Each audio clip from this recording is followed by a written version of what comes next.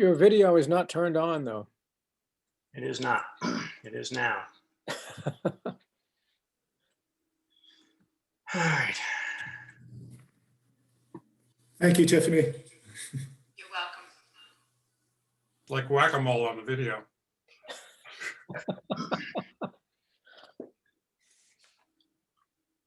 And I hope Gail is in now.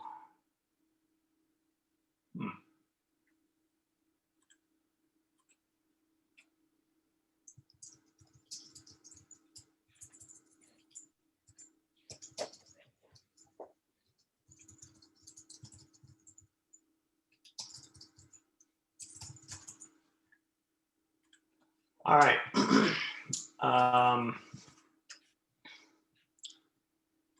Okay, Tuesday, February 16th, 2021, 6:37 p.m. I will call the Board of Selectmen meeting to order.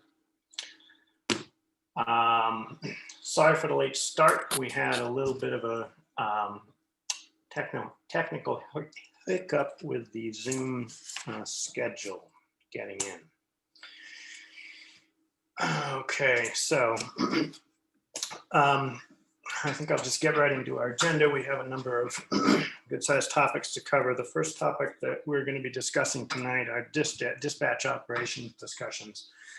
So some years ago, the town looked into joining the Middleton Regional Dispatch Center. At the time, it was being run by the Sheriff's Department over there. And it was a new facility and a new administration running it. And after a considerable amount of research into the topic, ferreting out the different aspects of the town was going to have to deal with in order to go to it, and the financial ins and outs, the town decided to not move forward with that at the time, based in part on a lack of surety about a fledgling system and concerns about how well it might work out for us. Since then, the state has taken over that facility. There have been a number of changes to it. The financial incentives have changed for the town from the state, and it was considered that it would be worthwhile for the town to look at the regional dispatch question again and see whether or not it made sense to revisit it.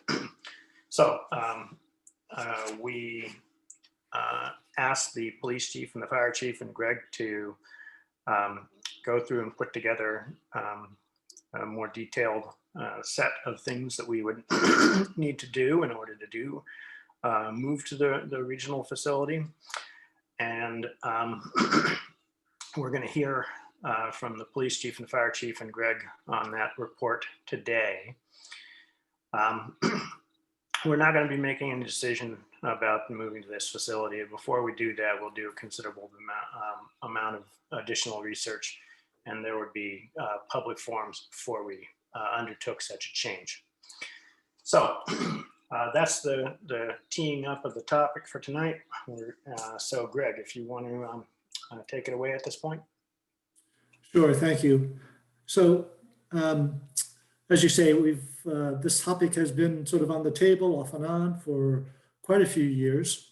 And during the time, there have been a number of changes to the in-house operations. So a number of years ago, we would have, in essence, two dispatch facilities, police and fire.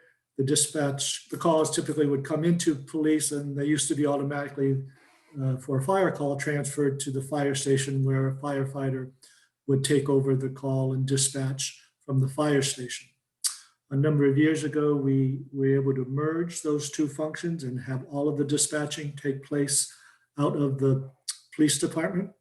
And that was a step in the right direction in terms of freeing up firefighters so that they can be on scene rather than doing the dispatch function. However, we still have a number of challenges with our current operations. particularly when you compare it to the level of service that other places have, including the regional center that is now being operated by the state. So there are a number of deficiencies that we have with our current operations, and these need correcting, either through efforts to bolster our in-house operations or the possibility of going to a regional center.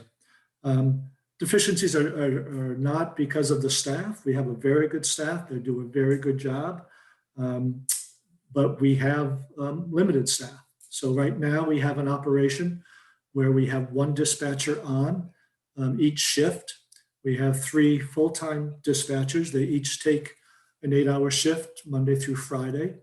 And then on weekends, the 6 shifts, the 6 8-hour shifts, typically are covered by part-time dispatchers, reserve officers, or sometimes regular patrol officers working an overtime shift and doing dispatching.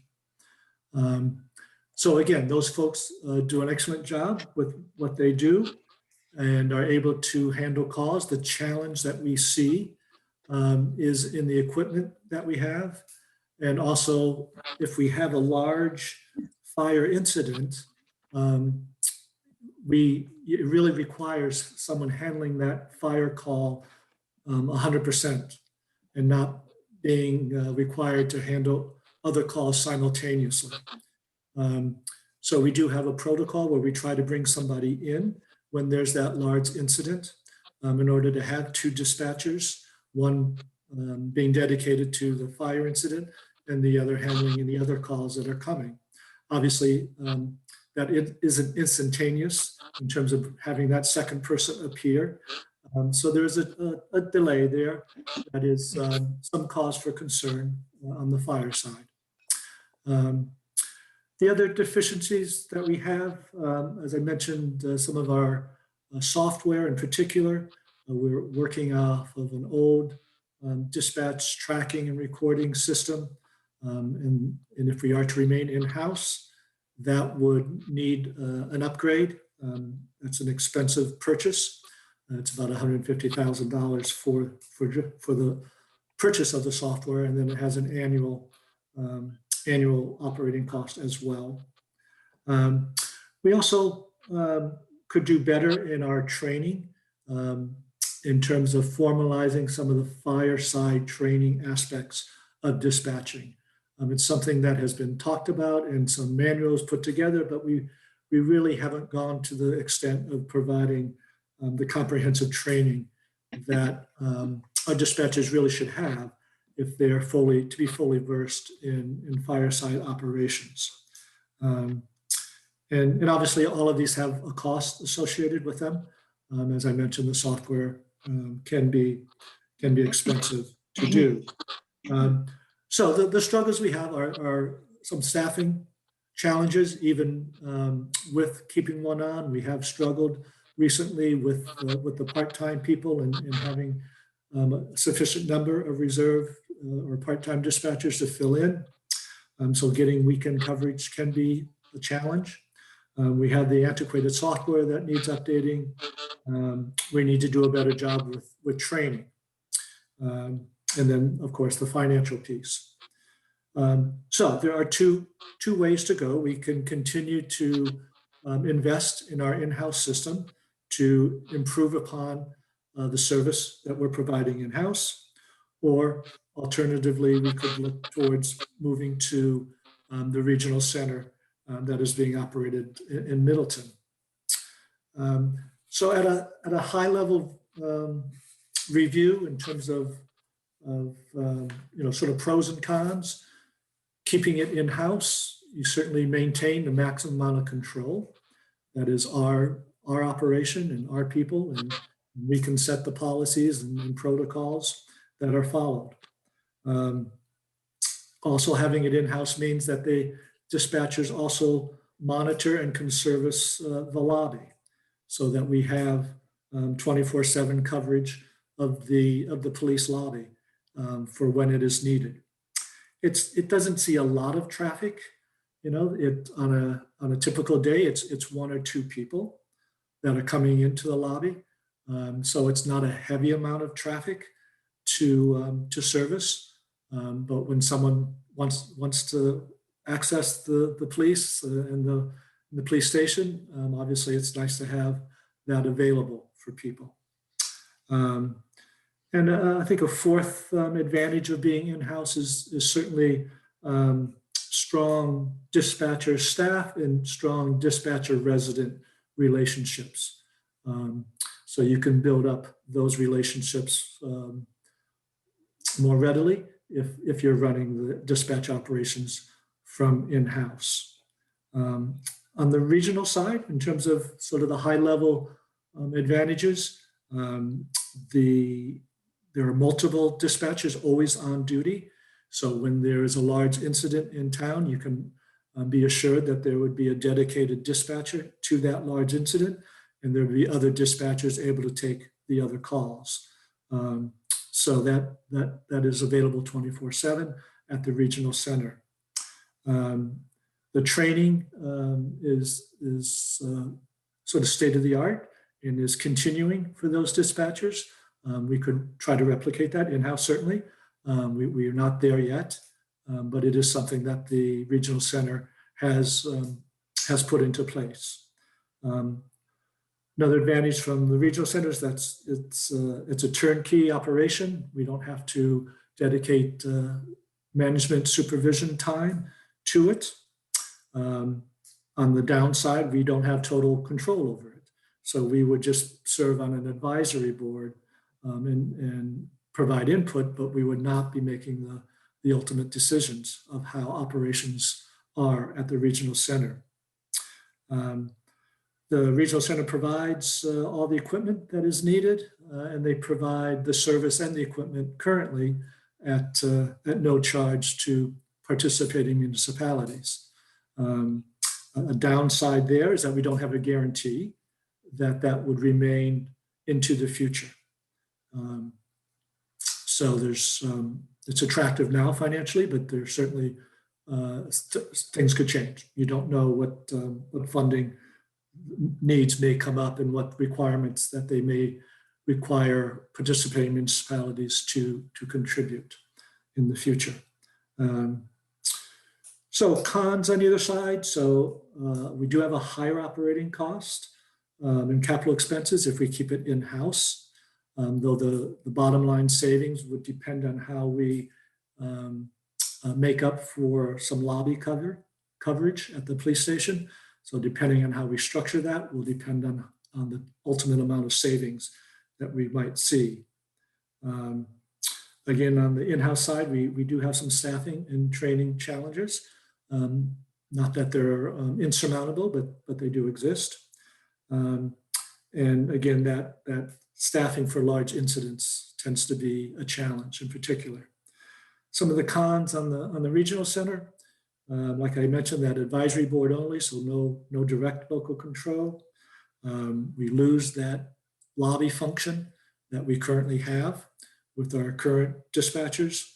And we lose some personalization. We lose that strong dispatcher staff and dispatcher resident relationships that have grown over time with our good staff that we currently have. So just quickly on sort of the big picture numbers. So currently our operating cost for the dispatch center in-house is a little bit under $400,000. We do receive additional grant monies. We receive 911 grant funding to the tune of about $70,000. And if we add in what is the anticipated annual cost for the new software, about $15,000. So our net town expenses projected for the in-house operation is in the neighborhood of $335,000. Again, that's net after subtracting out what the grant is able to purchase or pay for. On the regional side, that 335 is at this point would be compared to a zero cost. So there's that difference. However, with the regional model, we would need to figure out how we want to handle the police lobby situation. And depending on how we address that, your costs are in the range of 50,000 to 200,000. Now that's a big range, and it really is because of different choices in how you might staff the lobby, provide that service to walk-in traffic. Obviously, the high end is more intensive. It assumes basically 16-hour-a-day coverage, 7 days a week, not providing coverage during the midnight shift in the lobby. But it does, that 200,000 figure assumes, as I say, 2 shifts a day, 7 days a week. On the lower end, it assumes that we would do some shuffling of some assignment for staff and hiring some part-time people to help on weekends and to provide some additional administrative services on the fire side to free up some time on the police side for that lobby coverage during the day. So again, choices there, depending on what we do, will depend on the amount we pay. So obviously on the in-house model, this is where we have a zero because it's basically covered by the cost of the dispatchers being there already. So then we get down to the capital needs. On the in-house version, we're looking at a capital expense, over, well, the immediate capital expense is for the CAD dispatch for both fire and police. It's about $190,000 for both systems, $150,000 for police and about a $40,000 cost for fire. And then over time, you have the need to replace radios, portable radios, the mobile units in the vehicles over time. So that's, on a 5 to 8 year time horizon, capital expenses that are in the $60,000 range. So that $250,000 worth of capital compares to the regional center side, we would be spending in the range of $18,000 to create or update the lobby situation that we currently have in order to have direct audio and video connection from the lobby to the regional dispatch center and creating a safe lobby that someone could lock themselves in basically in an emergency situation. So there's a cost there. So bottom line, if you compare the two, the net savings going to regional center would be, again, a range, depending on what we do about the lobby staffing, a range of roughly $135,000, $136,000 of savings to a higher end of $290,000 a year in savings. That's the annual operating cost, those operating savings, I should say. And then on the capital side, you're looking at it, over a multi-year period of savings in the $230,000 range, if by going regional versus in-house. Now, this all assumes that the current offer of paying for all equipment and paying for the annual expenses, all by the state, continues. So obviously, that's a large assumption going in. So that provides an overview of our current operations and cost, and a comparison of what it might look like versus going to the regional center. Both chiefs are with us. They can fill in more of the details for you, given the overview I just provided. So I'm happy for them to chime in and provide you with those details, and of course, answer questions that you have.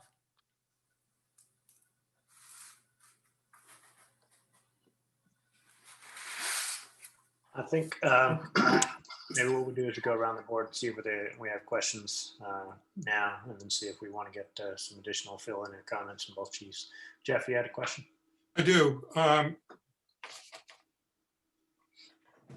The training grant for training the dispatchers for police and fire, is there a sunset date on that grant? So Todd, do you want to speak to that? I believe that's an annual 911 grant. It's an annual grant that we receive every single year and that we apply for. But is there a limit to the number of years that you can receive the grant?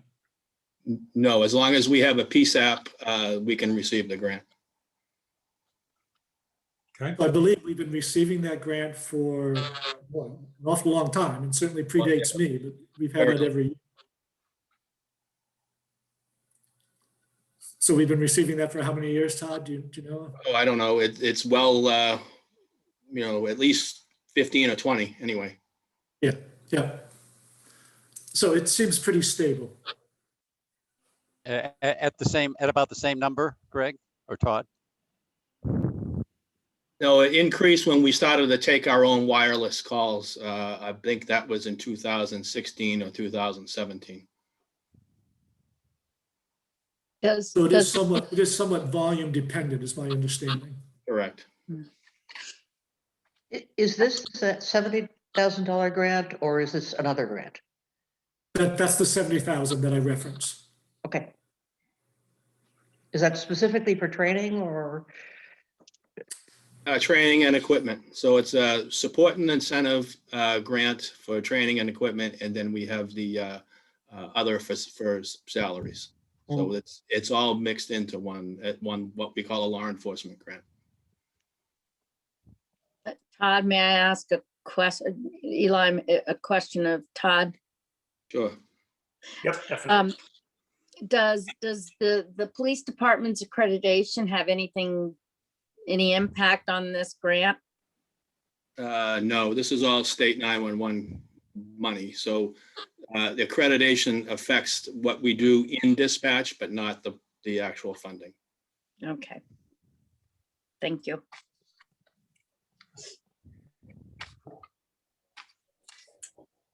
Eli, I have a question. I don't know who this would be for. Yep, go ahead. Question is that we've been talking about, and this was something brought up by the dispatchers in the letter they sent. And it's talks about how right now we're discussing fire and police, but they also handle calls for the harbor master, animal control, as well as after hours DPW calls. What happens with those?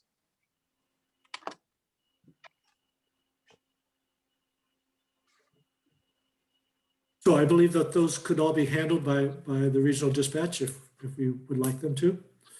It's a service that that they can provide. Is it some sort of bundling that they do? I know right now they don't charge, but which to me is a big concern that we don't have contracts. But are those included in the not for charge? Yeah, I believe so, but I would turn to the two chiefs if they know for sure one way or the other. Becky, I think they are, but again, that's something we would have to clarify with regional dispatch. Thank you, Todd.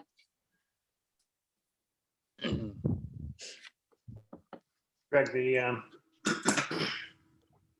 $18,000 for the safe lobby in capital costs, I'm assuming that covers the basic equipment to create a secure, safe lobby, and doesn't cover the connecting of the area in front of the police office, the steps there to the lobby walkway, the town hall lobby walkway. Right, I didn't include that in dispatch because it really needs to happen regardless of what happens in dispatch. Yeah, what's the current schedule for that happening? Well, we're sort of back to the drawing board because we did not receive the grant funding that we had hoped for. There'll be another round of that, or it's something that we could think about putting into the capital budget. What's the current cost of that project estimated? I want to say it's in the 80,000 range. Okay.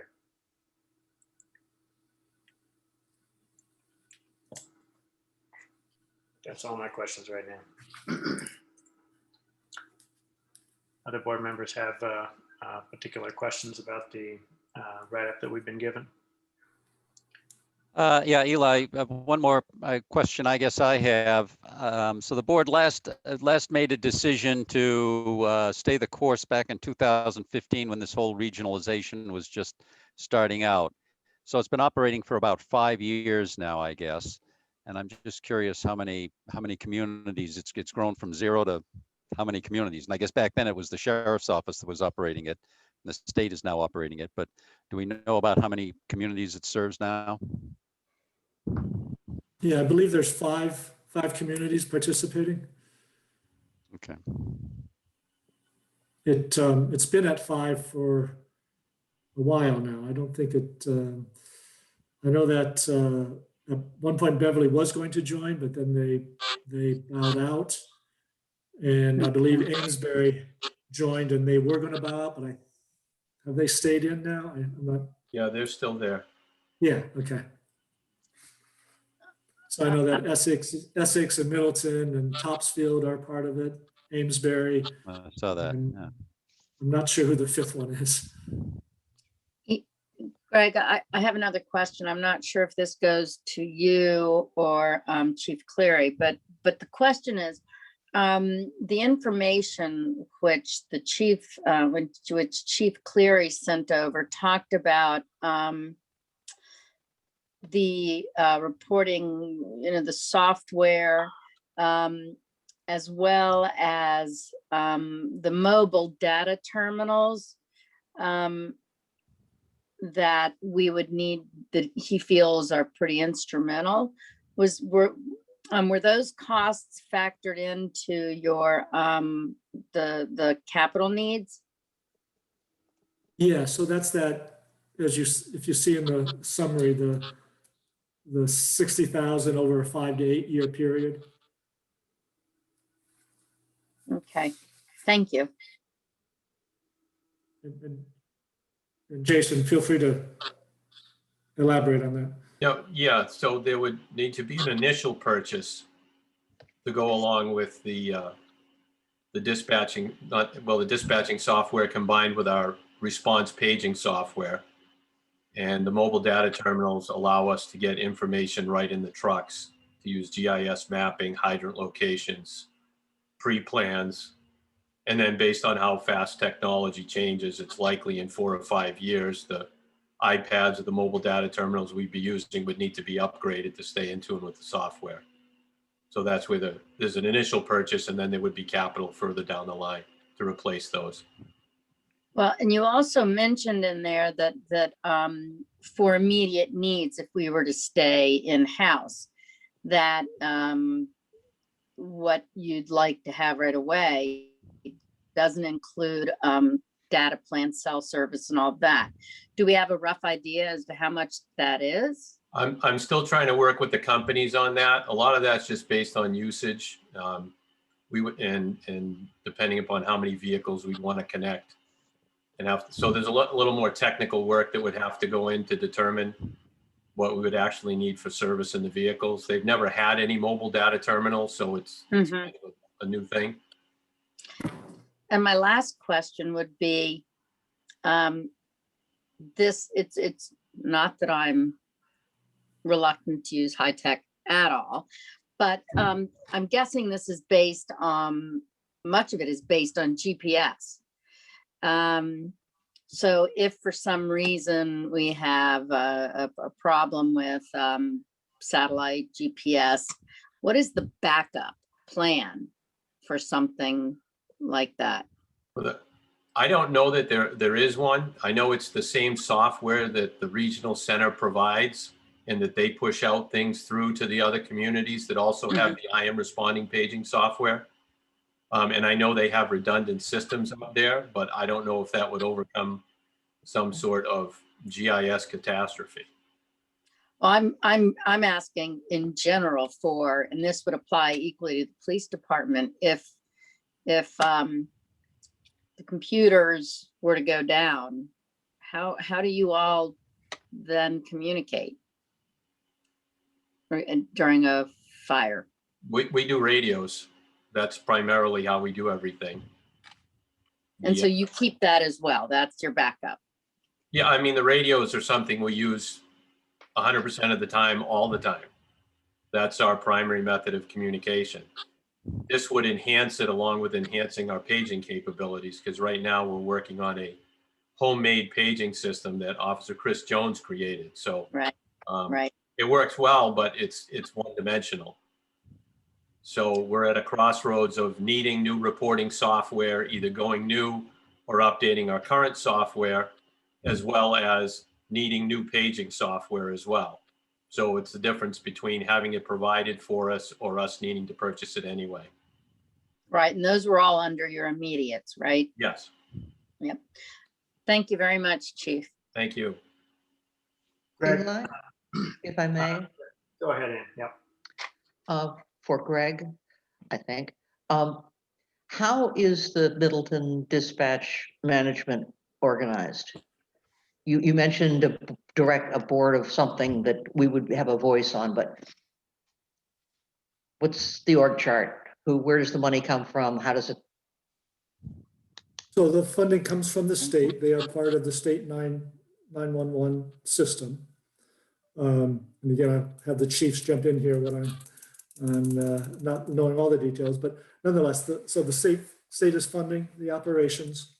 They have an advisory board comprised of the chiefs, primarily the chiefs of the both fire and police chiefs, form an advisory board that serve to guide the services and the protocols that the regional center advances and operates under. So the budget is set by the legislators, ultimately, state legislators, Beacon Hill. And they do receive funding through your cell service and the telephones. Everyone pays a surcharge for both cell and landlines that helps fund these the PSAPs throughout the state.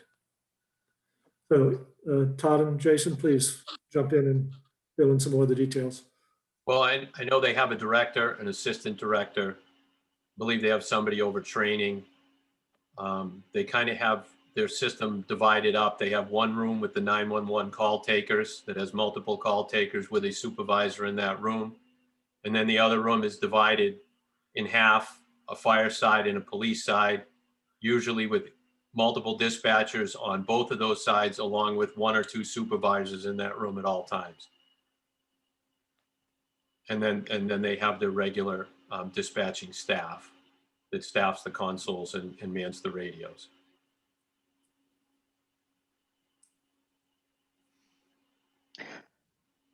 I had a thought and I've lost it. Thank you. It might have gotten lost in your Mardi Gras beads. I'll have to check. Greg, last time we looked at this, before we could move to the rec, there were a number of infrastructure issues related to communications that the town was going to have to take care of before we could actually make that shift. I think the fiber loop communications and some other items. Have we addressed all of those at this point? Not 100%. One of the best links that we could have, we're still missing a link, and that is through a fiber connection. We have the fiber loop now installed in town, providing service to town hall, fire station, police station, DPW, and out to our various places where the antenna for the radio system is located. So those, we can have the antenna feed, but also so a microwave type feed, but we can also have a fiber feed. And if we complete the line up to Essex, which we've been talking about with the school and sharing the cost of that, so getting it to Essex then connects us all the way back to Middleton, because Essex is already connected via that fiber line.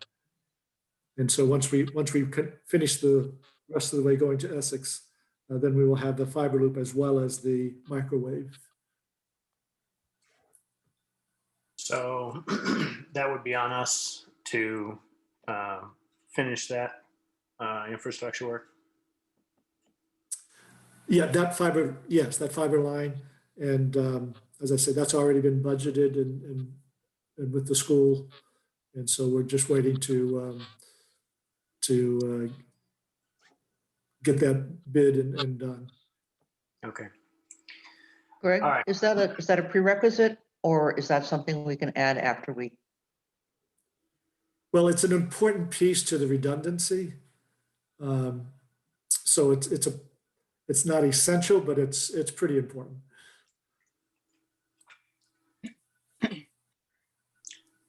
So it's coming up on 7:15. We're running a little bit behind. So what I'd like to do right now is give chiefs an opportunity to speak to any points that you think ought to be called out in the particular set of data here that's been presented tonight. And then I'd like to go around and quickly get a list of any items that the board members would like additional clarifying information on for a subsequent meeting. And then any recommendations for moving forward from this point. So let's go with Chief Cleary first.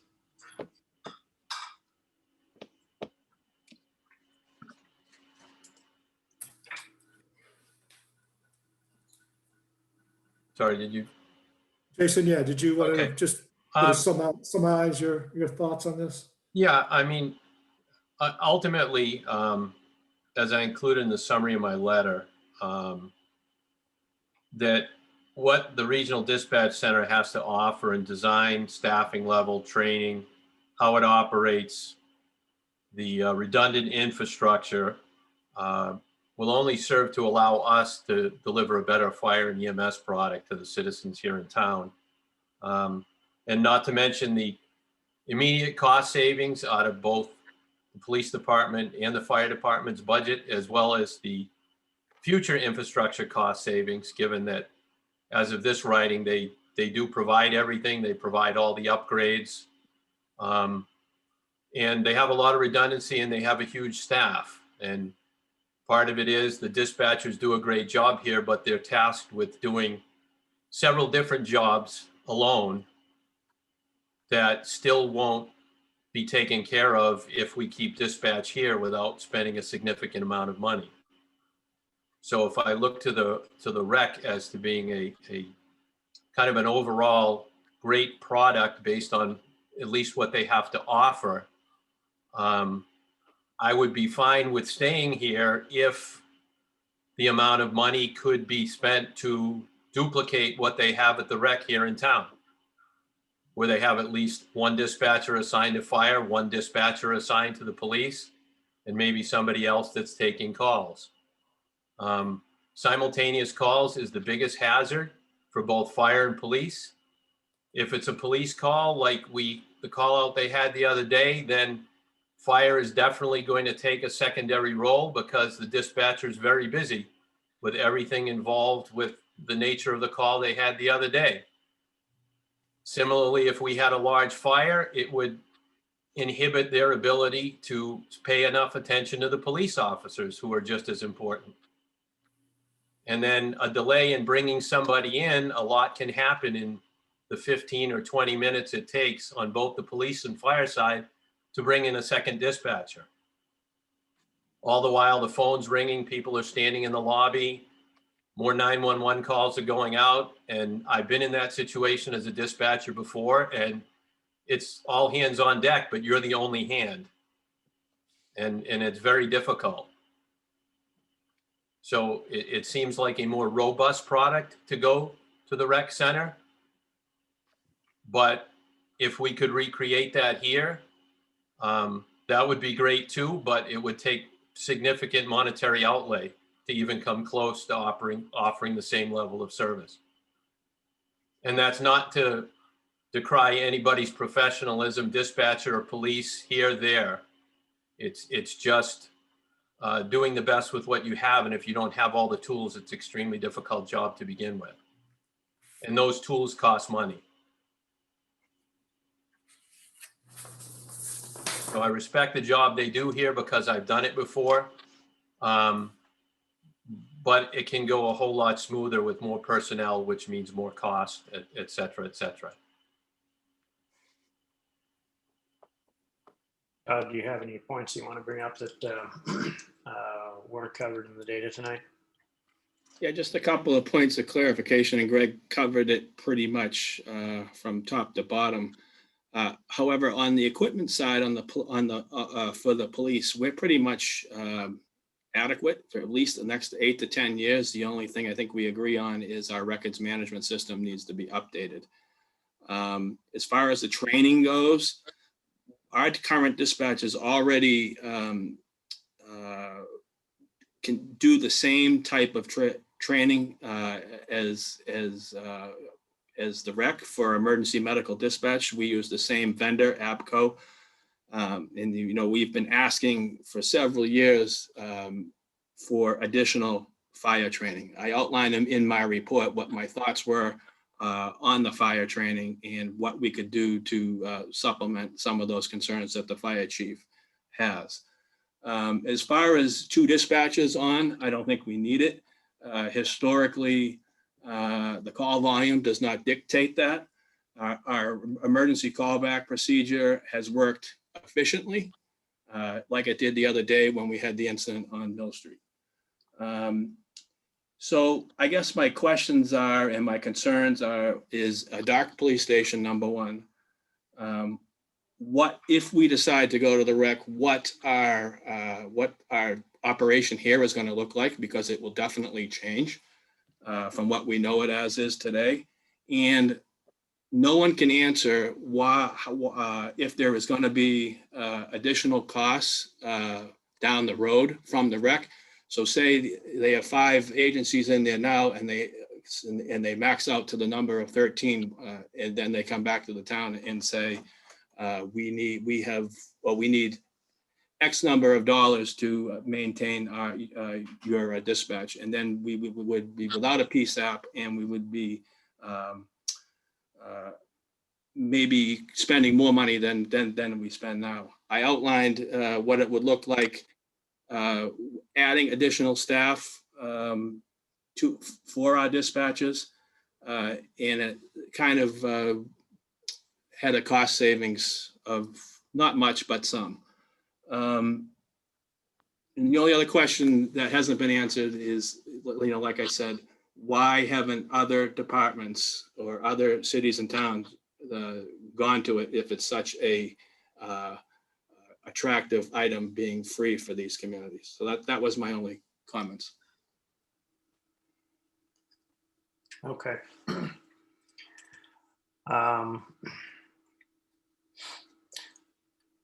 All right, so one thing I know for sure is the last time we looked at this, Finance Committee took a pretty good hard look at the finances around the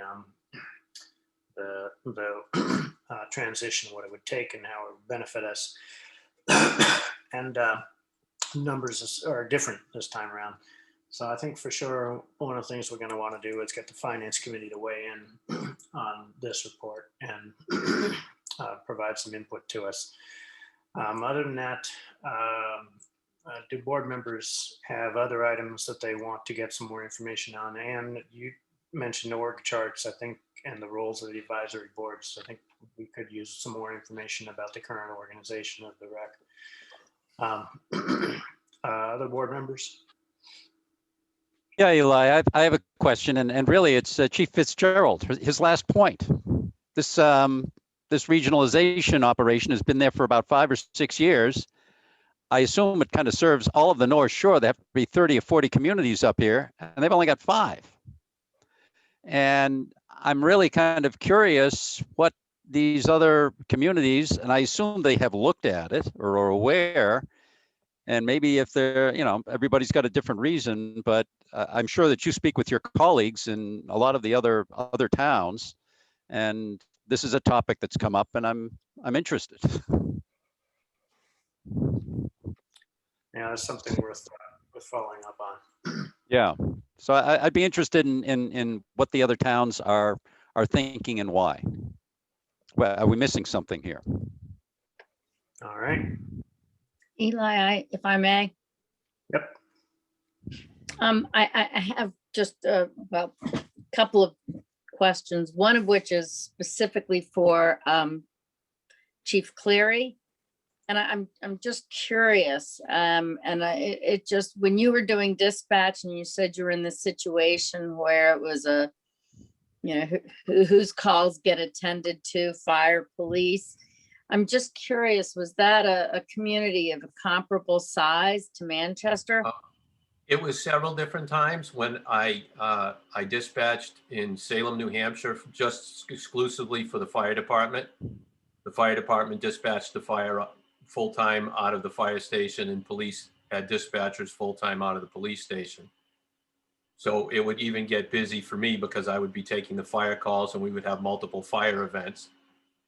When I worked in Virginia, we dispatched fire, police, and EMS.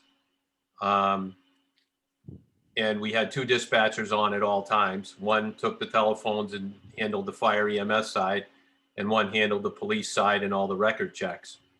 And in any situation I've been in with 2 or 1, dispatch can have a tendency to get busy and you can't predict when it's going to happen. Oh, absolutely. I don't dispute that. I'm just curious, was it, was in Virginia, was it a community of a comparable size? The town was about 10,000, but it had a university in the center of town that would swell to about 100,000 during the day. Okay. And I don't know who this question would be for, but if we were to go to the rec center, how specifically, I know it's what, around an 8-month transition period. How is that actually handled? Do we still have our dispatch in the interim? Because with all the new equipment, it takes a lot of time to be trained and brought up to speed. So how specifically is the transition handled between initializing and fully operational? Becky, you would have the current dispatch system until you would be ready to flip a switch, is my understanding. Mine as well. Okay, thank you. Jeff, anything to add? Not at this time, Eli. I'm good. Okay. All right. We have a list of a number of different items that we'd like to flesh out, and I would like to get finance committee's input on this. So I think we'll move this onto the finance committee, and we will go out and try to seek the answers to some of the questions that have been raised tonight and bring them back at a subsequent meeting. Okay. Yeah, go ahead, Jeff. Just one follow-up on the question of that John raised about other communities not jumping into the rec.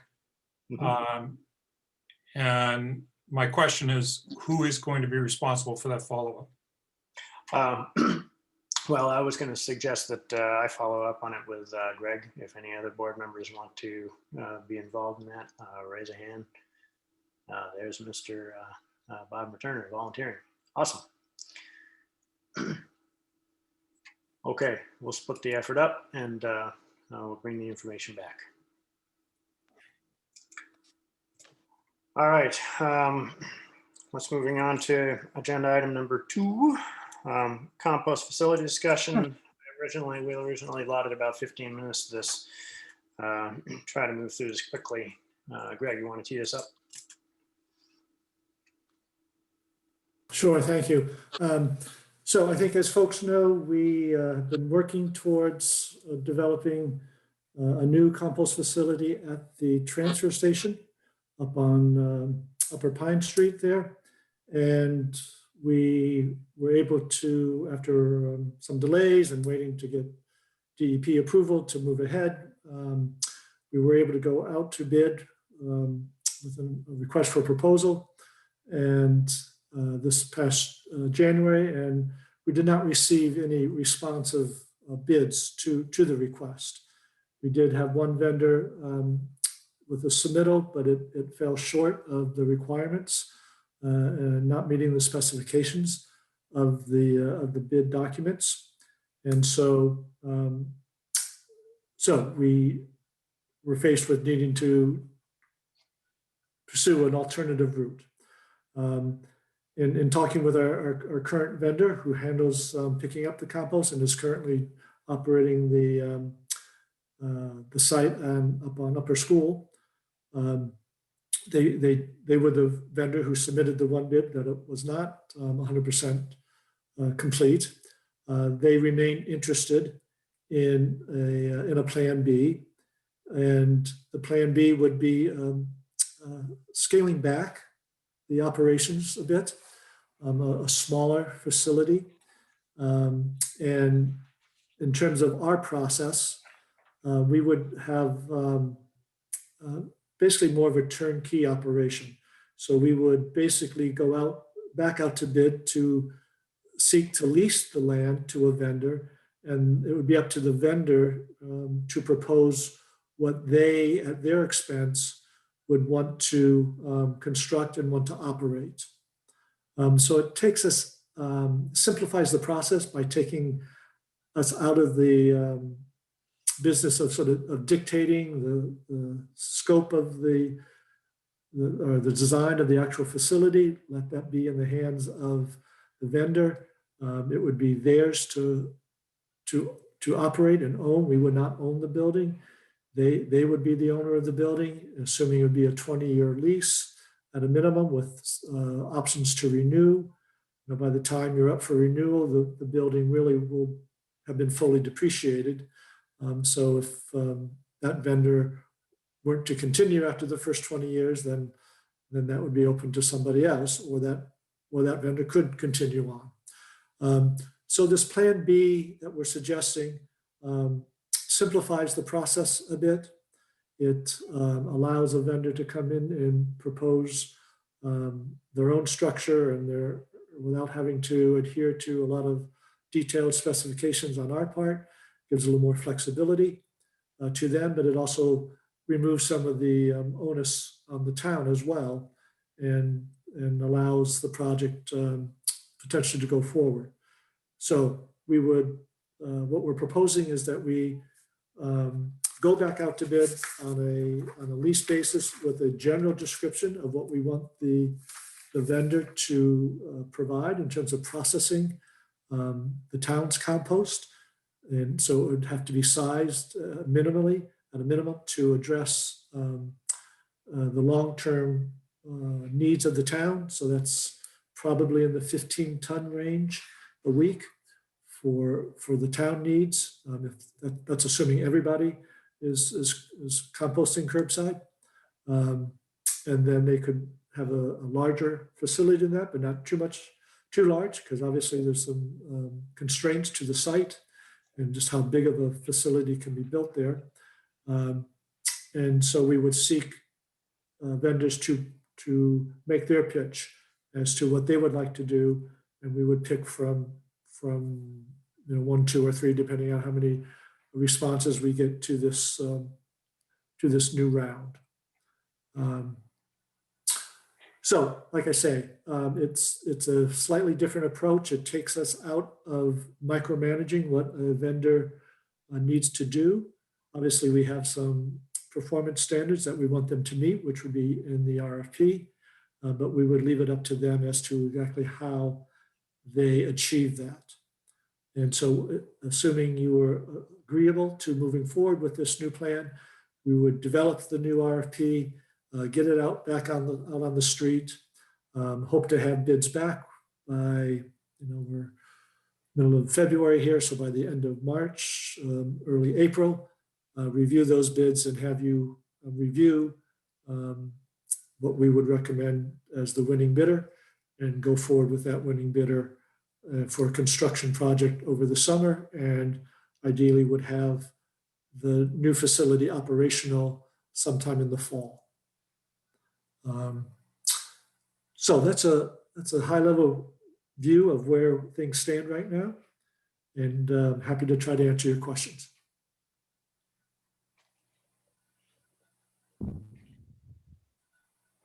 I've got a question for Greg Eli.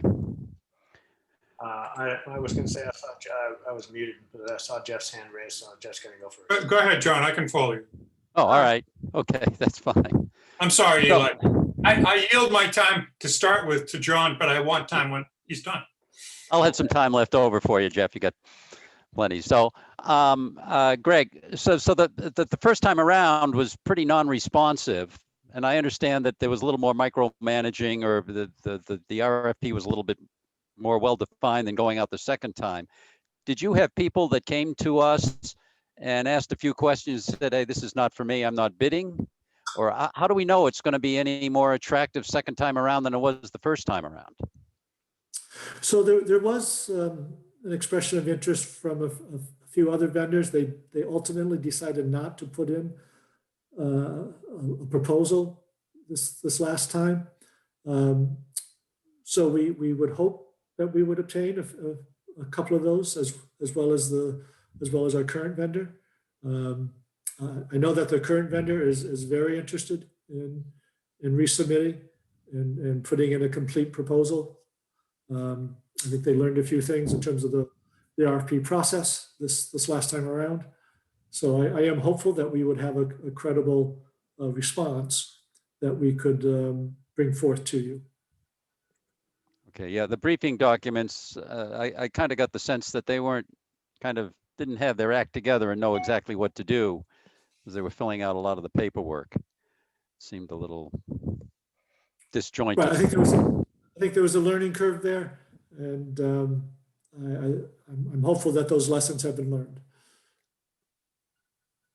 Greg, if I could just real quick, I think one of the reasons that we didn't have more proposals was, first of all, the timing was, not ideal over the holidays, but, it was kind of had to be what it had to be. And that's because we had the grant aspect from DEP, which has a very hard deadline. And we made that very clear in the documents. And so I'm not sure that people looked at those things in concert and decided that they probably weren't going to be able to be responsive. And so that's why they withheld their response. So if we are now foregoing that, and, allowed to leave it a little bit more time, I'm thinking that we'll get a better response.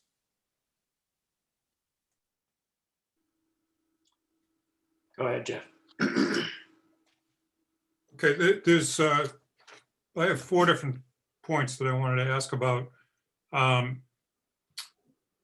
My understanding of this proposal is that it would be a build as you go, that they would start to build and build up capacity at the Pine Street area before they shut down and left the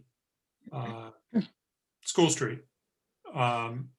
Is that accurate? That instead of being a facility gets built, they move to Pine Street, School Street gets shut down, that it would be a longer term process of operating both areas at the same time? So Jeff, but you can answer that probably better than me, but there'd be a time where you're no longer bringing new material to School Street, but the material that is there would need to basically finish decomposing into good compost, and then you would pick up that product and move it off site once it's finished it's composting. So there's a transition period. But Chuck, you want to elaborate a little bit more on that? No, I think that's what I would say. It's a matter of the new food scraps stop at, whatever time, and then you wind down at the other facility, which is the finished curing of the compost that's, already started there. So that's about it. Without getting totally into the weeds on this, what happens to the functions of the transfer station as they exist now in that transition period? The original comprehensive proposal was also going to deal with those functions of the transfer station. In other words, the vendor was going to take over the whole transfer station area and provide both the compost operation and take care of the recycling and other aspects of the transfer station that exist currently as functions of the transfer station. So what happens to those functions if there's this facility being built at the same time that the transfer station is there, not there? I'm not sure how that works. So the transfer station operations would continue throughout the construction, just like in the previous submittal. It's something that we had written into the RFP in terms of, the contractor has to allow for this operation to continue. Now, I can't say for a certainty that, our guys wouldn't do that to some point and then we'd have to transfer it over, but, that would be a detail that would have to be worked out in either case, I think.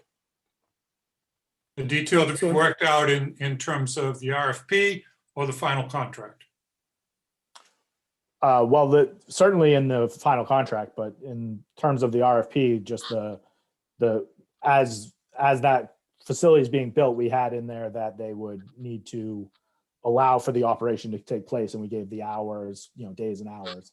Certainly, we would probably discontinue for a certain amount of time the Wednesday shifts, that the transfer station's open, because they'll need a regular 5-day work week to build. But that, would allow for Saturdays to continue as normal, which I would assume would be town personnel. But the facility itself, the transfer station operations as they exist, would continue throughout. Okay. In Greg's notes to us and in the presentation, the overview presentation about this tonight, this was presented as a better way of trying to reach the goal that we have, so that we're not in, as the words we use, micromanaging what the vendor does. Now, Chuck, you also added into this that there was that there would be certain specifications that they would need to meet. My question in this regard is the aeration requirement as it was previously proposed going to remain in this proposal? One of the biggest problems that townspeople have had about the current compost operation is just to be blunt about it, the stink. And we don't want to have more stink in both Pine Street and School Street at the same time. Is the aeration requirement going to be part of this deal? So yeah, the biofilter is a requirement of DEP. So there's certain things that, minimum thresholds that will have to be met. And one of them is the biofilter, as well as protecting the cap and so on and so forth. So there's certain elements that will, we also have order conditions with Concom that will, have to be met. So, those are minimum thresholds. Whether or not they'll do it exactly according to the plan that we had laid out before is now less of the micromanaging part of it. And then, I think that the information that I've seen from the vendor and, just going through this process is that, there's ways that the biofilter will remain somewhat oversized for a smaller footprint of the building, which seemed to be the bigger hang up back then. So, I think those things will be in, make it less stinky. Thank you for that last part. That really was what I wanted to hear. Yep. The last question or comment that I had was how will I assume that there's going to be consequences for not performing to the standards. Whether it's in regard to what we were just discussing, or the cap, or the speed at which this happens. It's not going to happen as fast as it was previously, but there really needs to be a time cap on this so that we recover the School Street property at some point that's defined. What are the consequences for not meeting those performance standards? I guess I'm open to suggestions. We haven't put it in terms of a penalty or anything like that that I know of. Before it was the risk of losing the grant. Now that ship has sailed somewhat, I would say that we would need to revisit that when we issue another RFP, and we'd have to kind of take a look at a realistic construction period and make sure that we have some sort of liquidated damages within that time frame. But I haven't put a number on that. Okay, but And- that's part of what you're trying to roll in. If I No, can yeah, jump in, Yeah, Nick, I think the mechanism, to wind down operations at School Street is within that existing contract. So if we at any point ever felt that they were taking too long, we could say we can give them the notice per that contract, and they have, I think is it 90 days or 180 days to wind down operations at that site. it's somewhat independent. Yeah. So that would, mean they would need to speed up their construction or whatever they're doing at the Pine Street site. Or in the event that it's a different contractor altogether that's doing the work at Pine Street, then School Street can happen, at that time. Yep. Whenever the town deems fit. Thank you. Becky. Thank you.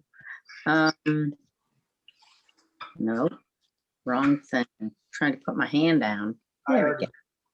That's all right. I did it again. Sorry. Okay, I guess most of my questions have been answered, but I do have one that sort of, I think, piggybacks with one of Jeff.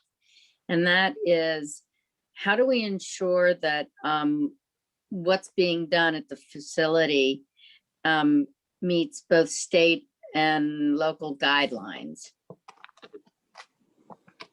So, I would think we would have a consultant on site to overview the construction of that facility to ensure it's meeting, the design and specifications that are agreed upon. I think it's better to say that, we had a very rigid set of specifications and plans when we went out for this initial request versus I think this next round will be a more flexible, we'll have a set of specifications and design intents, but they can come in and really propose, we'd like to make the building, these dimensions instead of X, or do X, Y, Z, and this is the benefit to the town. So there is still going to be, a level of oversight, on the town's part to making sure that we're getting what we want. Thank you, Nate. Is that including after the facility is built and how the day-to-day operations run? I'm sure DP would have, specific guidelines and. Yeah, so we do third-party inspections of the landfill itself now, and I think what we would have to do is have third-party inspections of the compost facility rolled into that, which would be part of the what we already do. Like I said, the third-party inspection of the landfill. A lot of that will be now making sure that none of the compost operations are affecting the landfill as well. So it's it's the same thing. There's a different use going on at the landfill. Thank you, Chuck. And I guess, my last question that is, so what happens after the building is put up and whomever ends up doing it? What happens if that vendor or owner goes belly up? Who owns what happens to the facility? I think that would be something that would be negotiated in the contract. And I'm sure our town council would have, and they did have clauses in the contract that we put out that would handle that. I believe it defaults to the town owning the entire building and everything on the parcel. The whole smelly mess. Okay, great. Thanks, Nate. All done. And did you have any comments?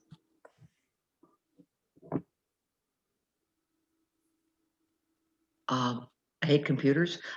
No, this seems like the previous arrangement seemed extremely complicated, and I'm glad to see something that's a little better delineated. Okay, so what we need tonight is consensus from the board to go ahead and move back out to request for proposals under the basic terms that the town administrator and DPW have proposed. Understanding that those proposals that would then come back before the board for review before we commit. You need a motion?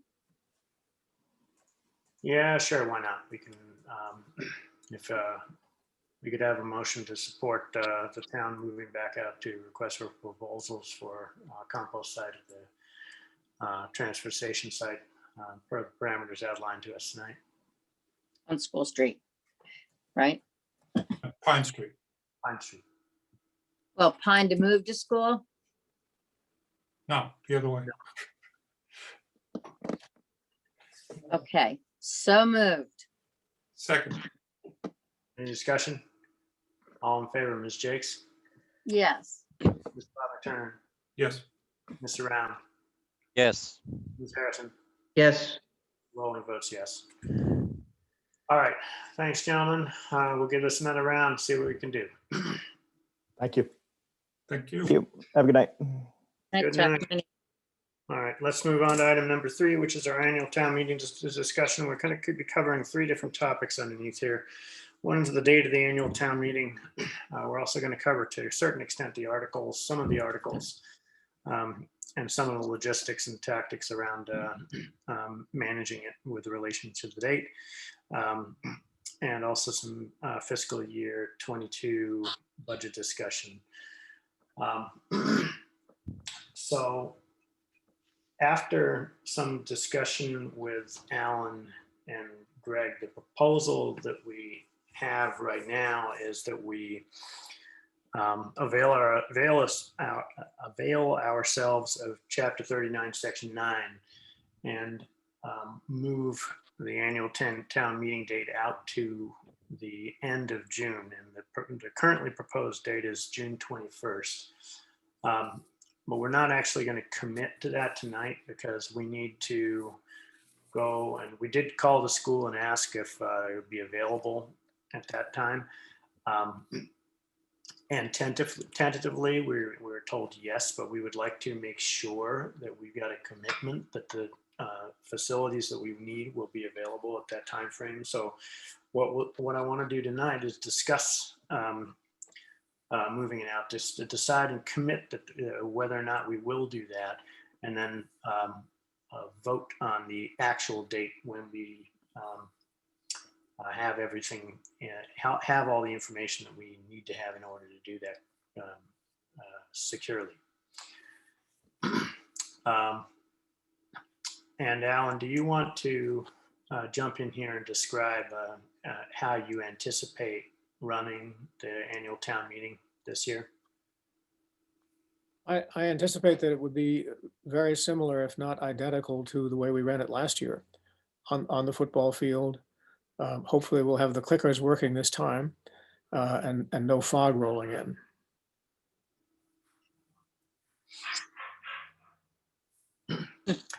So the presumption is that we want and will need to have the town meeting outdoors again. And this is the primary reason for us pushing the date out. And rather than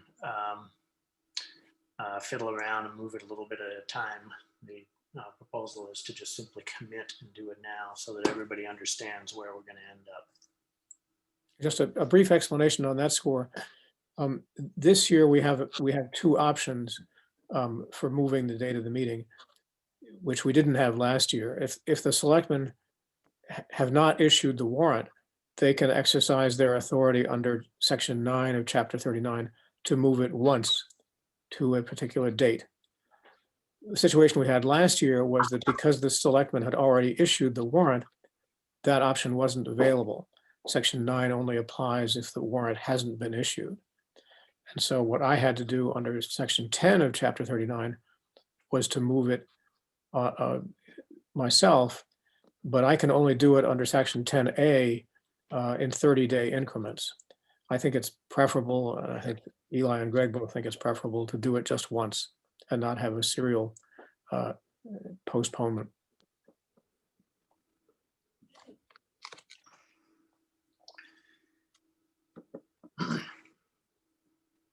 So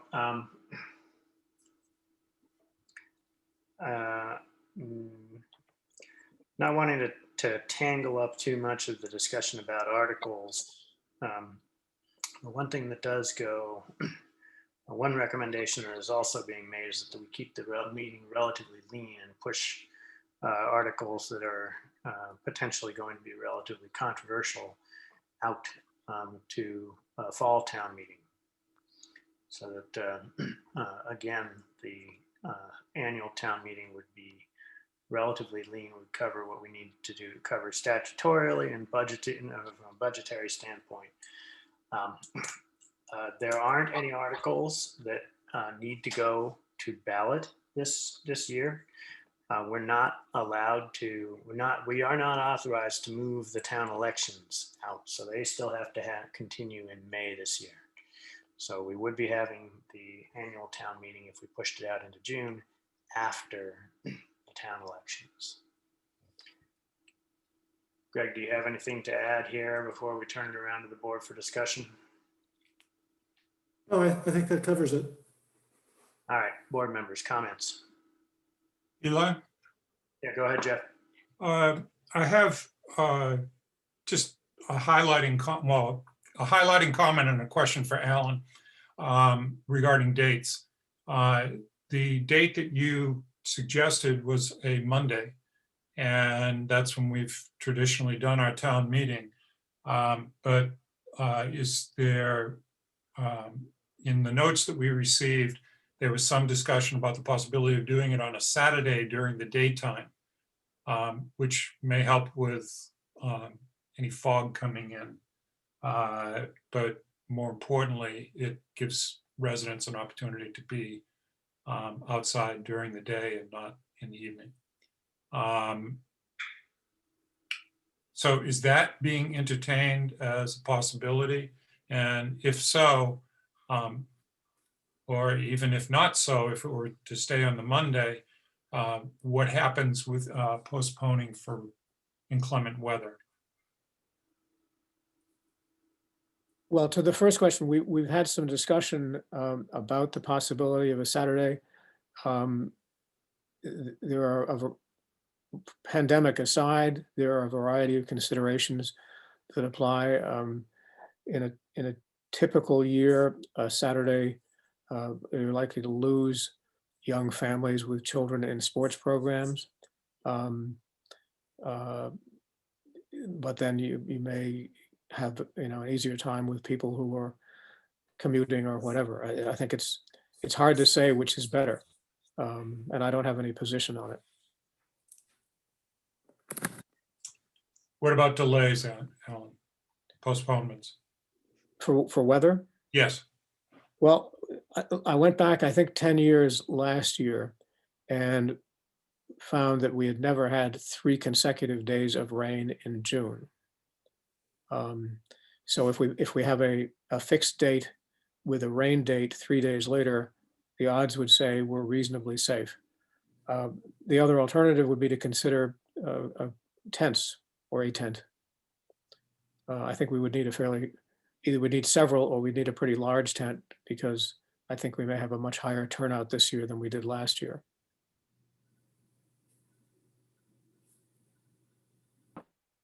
Okay, thank you. Other board members.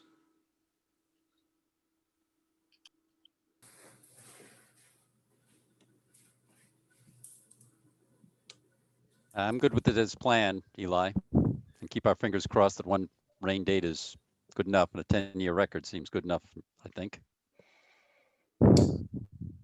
I agree, and Jeff asked my question, so I'm all set. Ann? Sounds good to me. All right. Okay, so we don't need to vote on this tonight. I think unless Greg, you want us to vote, but I don't see if there's any concrete actionable item that comes out of it. So we will be committing at this point to moving the annual town meeting out to the end of June. There are some aspects that we need to discuss now about timing, some other things, and we do want to talk a little bit about the articles. Eli, if I could just add one thing. Yeah, go ahead. I want to second what Eli said about, to the extent we can, moving out articles that are not time sensitive or essential, and that particularly those that are controversial. From a public health standpoint, as I think you all know, even outdoors, the longer you keep people in a meeting, the higher the risk. And I expect that's going to be the case in June as it is now.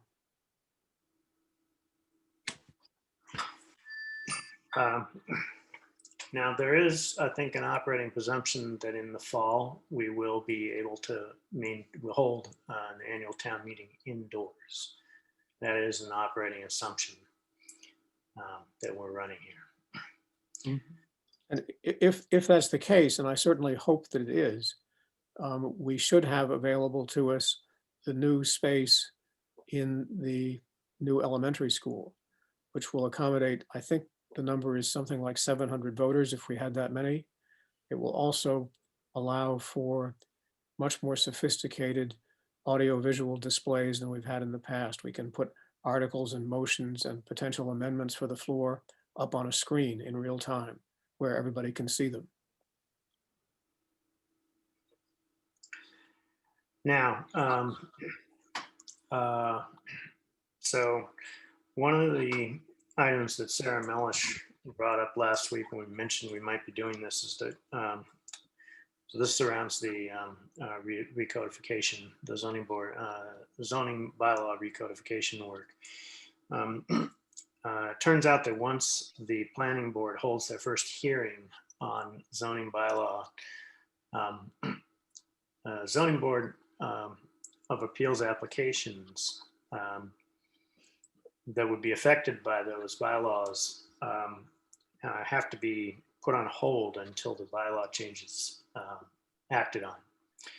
And since the recodification covers, the entire zoning bylaw, that would basically put all zoning board of appeals applications on hold as soon as the planning board held its first hearing on this topic. So this ultimately will affect how the planning board does its public hearings, or at least they're going to have to hold public forums as opposed to actually starting their formal public hearings. But in addition, after some discussion with Alan, the feeling is right now it will be difficult to and unwieldy to try to handle the zoning board of appeals or the zoning board, the zoning bylaw recodification work in an annual town meeting that's being held outdoors. Whereas if we hold it indoors at the new elementary school facility, we'll have the advantage of the audiovisual support that Alan just mentioned. So right now, what we're proposing is that we ask the planning board to, push their schedule out to put the votes on the zoning board, zoning bylaw recodification into the fall town meeting. And Ron, if you want to have any comments that you want to make here, I'll accept that. And if board members have any comments or questions about that, now's the time.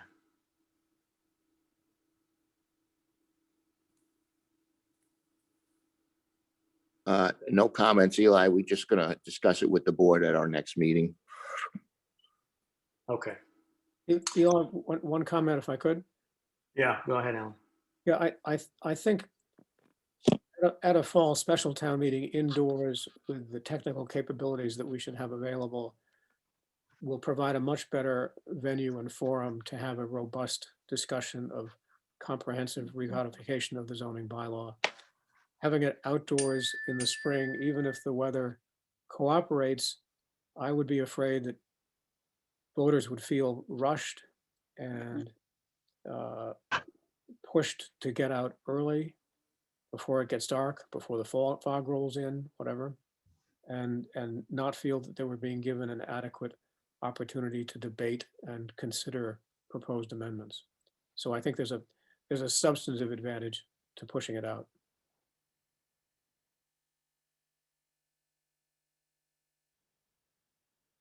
Okay. So I think now we're into the discussion of the other articles that we currently have that potentially are going on into town meetings. So we do have 4 petition articles. Those have to be put forward. There's the citizen petition articles. And those are required to be put onto the annual town meeting warrant regardless. We also had a few items from last year's town meeting that I'll turn to Greg to discuss. Yeah, let's do that now. Greg, go ahead. Okay, so last June, we passed over a couple of articles. One was the local option of having a room tax on short-term stays. So the Airbnb type rentals would pay a room tax that would be collected on our behalf. So that was passed over just for streamline purposes. So that's one. That may not be a simple one. That may garner some debate. So you may want to hold off on that one again. Another one was a local option for placing liens on rental properties when the renter does not pay a utility bill. So this would enable us to ultimately collect that unpaid utility bill from the property owner. I don't anticipate that being being very controversial.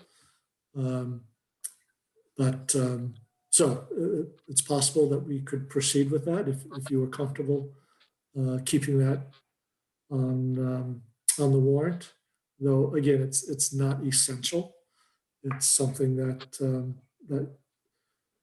if it was getting late and it was toward the end, you could just pass over it and sort of give yourself that option maybe. There's another one that was not on last year but has come up in the meantime, and that is the question of, again, it's a local option in the statutes that allows localities to require sprinkler systems for buildings that are for congregate living. And any existing dwellings under such a bylaw would have up to 5 years to come into compliance with such a requirement. So again, not essential in terms of, it's a must-have. It's something that could wait, but it has been something that has been talked about during the past year. Certainly, from the fire perspective, they would very much like to see us adopt such a bylaw. And you had a question there? Yeah, I'm not sure what congregate living encompasses. So I don't have the definitions in front of me. It would be multi-unit apartments and congregate living. It would be a combination of, but I'll get you the exact. It includes apartments, and it would include sober by the sea sort of thing. Right. Yes. Thank you. But again, let me get you the exact definition of what it what would qualify.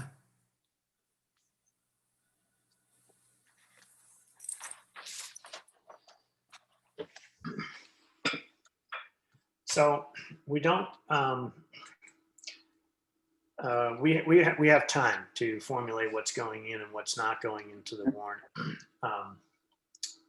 in terms of these articles. So this is really to give everybody an opportunity to have very initial discussion about how we want to prioritize those things or what steps we want to take. We'll be finalizing the warrant some weeks from now at this point. So we're not required to hash all of these out tonight, but any comments the board members want to make, go ahead. Eli, just what happens to petition articles that are proposed going forward until 60 days before the meeting? Those have, well, I'll let Alan answer that actually. What town council has advised us is that once you move the meeting date from the current April 5th, I think it is, the deadline for filing petition articles rolls forward with it. So it would be 60 days prior to whatever date you ultimately choose. So actually, there's a really pedantic aspect to that. We haven't actually voted to move the date forward. So currently, it's the official date from a legal standpoint. So that date doesn't roll forward until we actually vote, which does that technically mean that if somebody were to submit a petition article tomorrow, it would be invalid or rejected? Or would it become valid once we voted to move the date forward? I didn't ask that question, so I don't know the answer. It's a good one. Okay. Eli, in that same light, all the citizen petition articles specify the April 5th date as part of the articles. Would they have to be resubmitted for the rolled date? Let's refer to it as such, the June date. No, the existing petition articles would carry forward. They were in on time under either scenario. Even though they specify town meeting on April 5th. Right, because it wasn't their fault that we changed the date. Okay. Just checking. Yeah. I don't want to leave those people flat.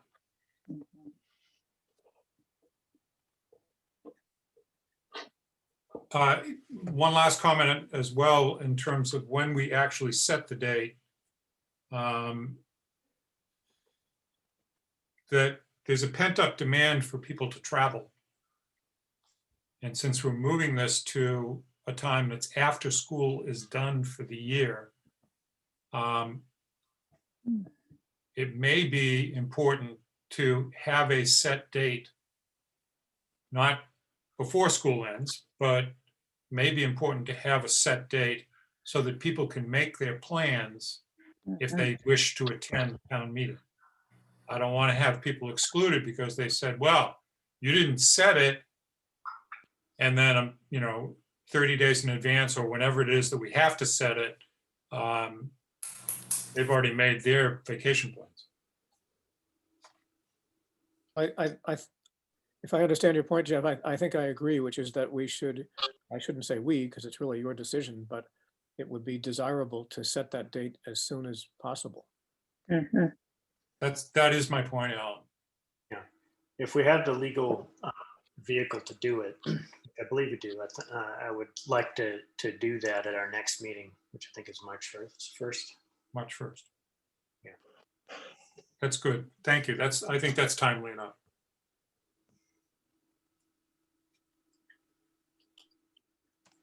All right. Other comments on articles? Alan, did you have anything else you wanted to add on those? No, thanks, Eli. All right. So we can start communicating on the date changes to the boards. Obviously, we have a bunch of the boards, elements of the boards here already tonight, but I'll make sure that FinCom is made aware. Yeah, and we'll finalize this at our next meeting. Greg, FY22 budget. So work continues. The Finance Committee is working its way through the many departments, and we'll continue to do that, to pick it up this. You're scheduled to meet with the Finance Committee in a joint meeting this Thursday to focus on capital and community preservation requests. And so that's this Thursday at 7. So in looking at the overall budget, I think the sort of the big issues that are looming, sort of front and center, I think, is the school district budget. I think as we discussed briefly last time, there's a request from Essex that instead of the 3.5% increase, overall spending increase that the district has approved as a budget to go forward to the voters, Essex is requesting that increase be 2.5%, and that the district dip into its reserves much deeper than it already is planning to, in order to come in at a 3.5%. I'm sorry, at a 2.5% increase instead of the 3.5%. Because of the proportionate formula and the way enrollment has been going the last few years, Essex's enrollment has increased relative to ours, to Manchester's. And so a 2.5% overall budget increase translates to a 2.9% increase for Essex, and it would be closer to a 2.2 increase for Manchester. Obviously, a 2.5% overall budget increase using reserves to make up the difference is not sustainable long term. And so it either will require a significant restructuring of school operations, or it, hold on, I need to plug in my computer before I fade out on you. Sorry about that. I meant to do that before starting. All right. So it'll, obviously, it either means a significant reduction in operational costs going forward, restructuring, or it locks in doing an override vote, probably sooner than originally anticipated. So neither choice is all that attractive, and yet Essex is facing some difficult budgetary decisions as they try to work on their 22 budget. So at the last collaborative meeting, it was proposed that we try to get all the committees and boards together, the 2 boards of selectmen, the 2 finance committees, and the school committee together in a room or over Zoom to review what is the best strategy, and perhaps come to an understanding of what the longer term strategy should be here. And so Essex has thrown out a few dates, and we will try to coordinate that. They're looking at potentially a few dates next week or into March. Obviously, scheduling can be a bit complicated given everything that's going on right now, but we'll get out some dates and assess what can work for the majority of you.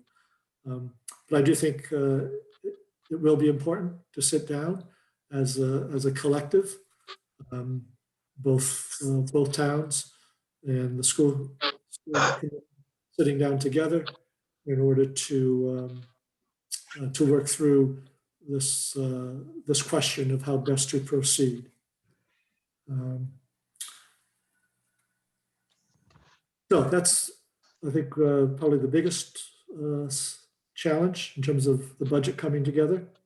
I think the second big question, again, it's a perennial one that we've grappled with over the last few years, and that is the question of number of full-time staff in the fire department. As we continue to struggle to attract call firefighters, we have literally a handful left. And of those 5, 2 or 3 are somewhat responsive to calls, but it leaves us short if there are simultaneous calls for the ambulance or if there is a large fire. So the ideal staffing is to have 4 people respond to every fire call. There's what's called the 2 in, 2 out rule. So you always have 2 firefighters on the outside of a structure fire if you're sending into the fire, and then you would want to have your command person in addition to those 4. And so, in order for us to guarantee that now, we would need to add 1 person to each of our 4 crews. We have 4 3-person crews now. And so the standard staffing is 3 people on 24/7. And we do have a floater that when one of those 3 is on leave, on vacation or sick day, then the floater fills in so that we always have the 3. So going to a 4-person staffing and still have the floater would require hiring 4 new people. If we were to convert the floater into one of the crew members, then we could hire 3 and then either do overtime or just keep 3 when there's a leave time situation. So this is, like I say, a discussion that has, we've had it for the last 4 or 5 years. We've always decided not to add to the staff, but it is an issue that keeps coming back. And so that's deserves some additional discussion. The Finance Committee continues to debate it. I think they would be interested in your viewpoints on this as well. And then the third one relates to whether we want to move forward with the change in dispatch or not. If we're keeping it in-house, then are there some additional expenditures, especially on the capital side, that we wish to do in FY22, or is it something we address in FY23? If you feel like we'll be moving towards the regional center and you want to set that in motion, then we probably should budget for the capital improvement in the lobby in order to make that a safe lobby and connected to the regional center. So that would be in addition to our current capital budget. So those are the 3 major issues I see as we continue to shape the budget. Like I say, on Thursday night, we'll be diving into some detail with the capital budget. It will need some revising. I'll have some new sheets for everybody for Thursday night as we look at some revisions to that capital plan. So that'll be a 4th area of discussion as we hammer things out. So again, happy to answer questions or take your comments on any of those topics.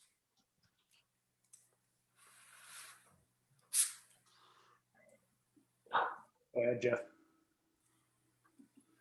Thank you, Eli. Greg, in your notes for tonight, you said that in terms of the fire department hires, that grant funds could potentially pay for the new hires for the first 3 years.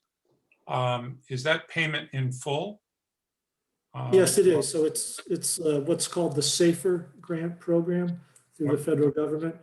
And so it used to be a sliding scale where they paid 100% the first year, 75%, 50%. But now the program has been reconfigured and they pay 100% of the costs, both salary and benefits, for the first 3 years. And then the locality is obligated to pick up 100% of the costs starting in year 4. Okay, thank you.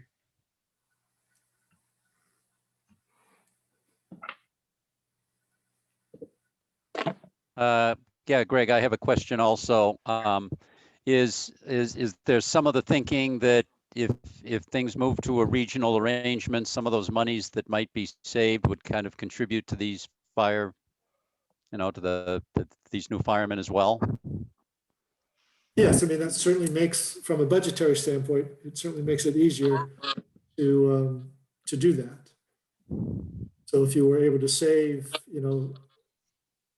on the low end, that 136,000, and the high end closer to 290,000, that obviously helps in this staffing need situation. Okay.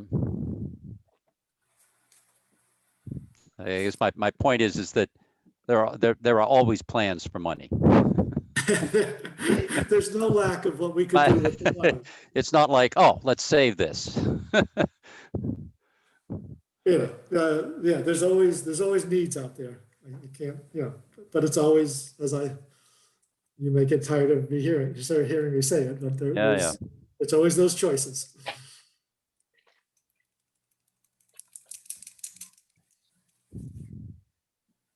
Becky, you have any comments, questions? Not at this time. Thank you, though. Ann? Lots to think about. But no questions right now. All right, well, we'll be taking up all things finance related with the finance committee on Thursday.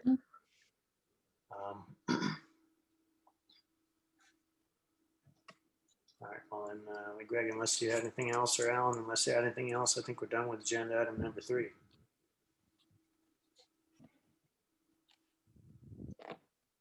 Alan, you're muted. Oh, sorry. If it's okay with you, I will sign off at this point. All right. Well, thank you, sir. Thank you. Good night. Good night, Alan. Good night, everybody. All right, moving on to agenda item number 4, 40B project update and discussion. So we had a last round, previous second round of negotiations last week. We need to pick a time when we're going to be meeting with a developer. And this is an opportunity for board members to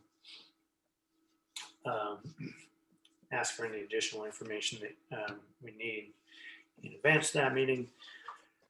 I will say we're planning on talking about the environmental aspects, and currently our position remains that we'll be asking the developer we have asked the developer to stick with their original septic on site plan and not connect up to the town sewer. Specifically within environmental, we already have on our agenda or on our list of conditions to talk about no irrigation, limiting them to their water use to those that really would be basically within the units themselves, which is manageable. And then as far as pollutants are concerned, we want to hold them to a gold standard on what they can introduce into the recharge zone, both from stormwater runoff and from whatever comes out of their septic system. Also intended to protect the local ecological concerns and our water supply. So any comments or questions about those items from board members? Anything that you are going to want in advance of that meeting or better defined? Probably we should reiterate those items to the developer. At the last meeting, it was his plan to quote unquote come to us with all his cards on the table. We have continued to receive communications from him indicating that he wants to wrap up the negotiations soon. We are going to continue to try to do those negotiations on a timeline that allows us to get the best information that we can. So comments, questions from board members, and proposals for when we should arrange to do our next negotiation session with them. Yes, Eli, you're checking in with him periodically. He's also going to come back with some comments on the sidewalk topic. Yeah, we haven't heard anything back from him yet. I don't believe. Is that correct, Greg? Correct. Okay. But conservation and sidewalk, I think, were the two major issues that he was going to address. Eli, if I may. Yep. I'd like to make sure that he provides us well in advance of the meeting. We'd asked him to, explain why he asked for the specific bylaw or regulation. Regulations he did, and he was supposed to get back to us with that. So I'd like to make sure we actually get that far enough in advance that we can Discuss it among ourselves. Well, I don't know that we, mostly just so that we can have the information. And get feedback from other boards. Yes. So we didn't know that we were Yes. going to go back to get feedback. Yes, I just want to make sure of that one. Okay, so that's a good point. So I would say that if we set the meeting 2 weeks after we received whatever we deem as the critical collection of information, Right. that would probably be okay. So some of the information he said might take him a little bit longer to get.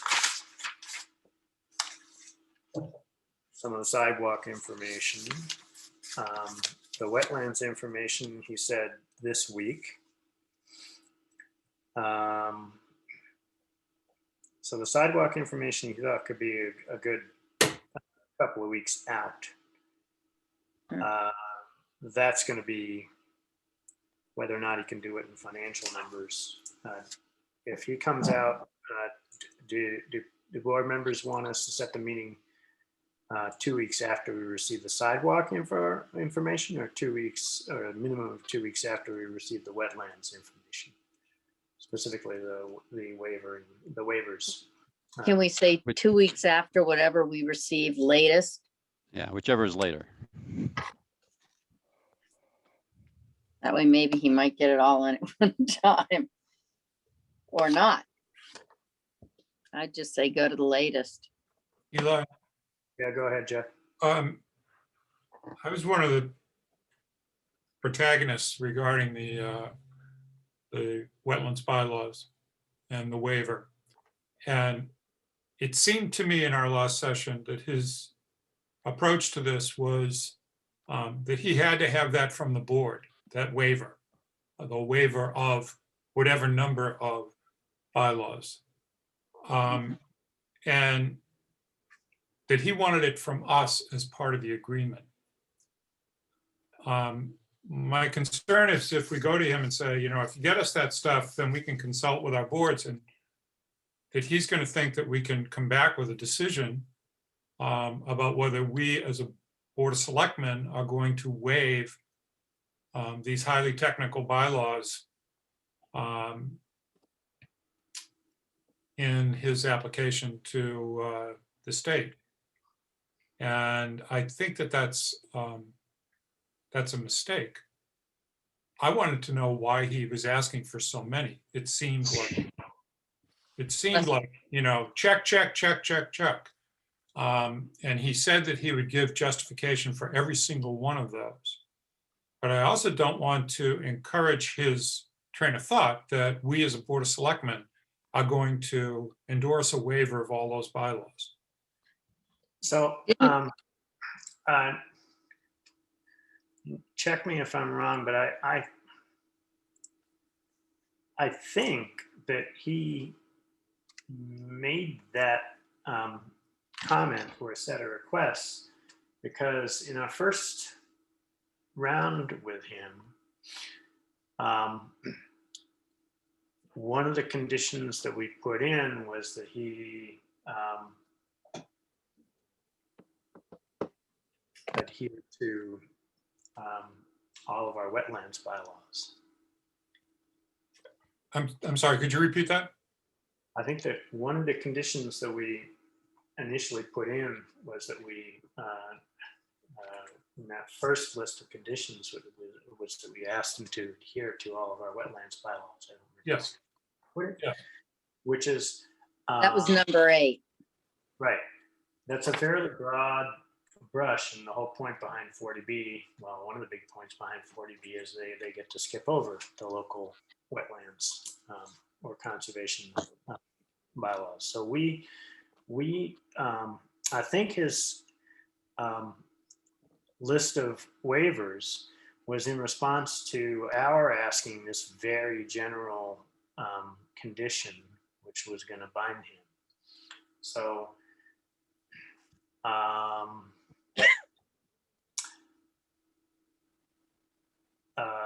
that's why I think he asked that.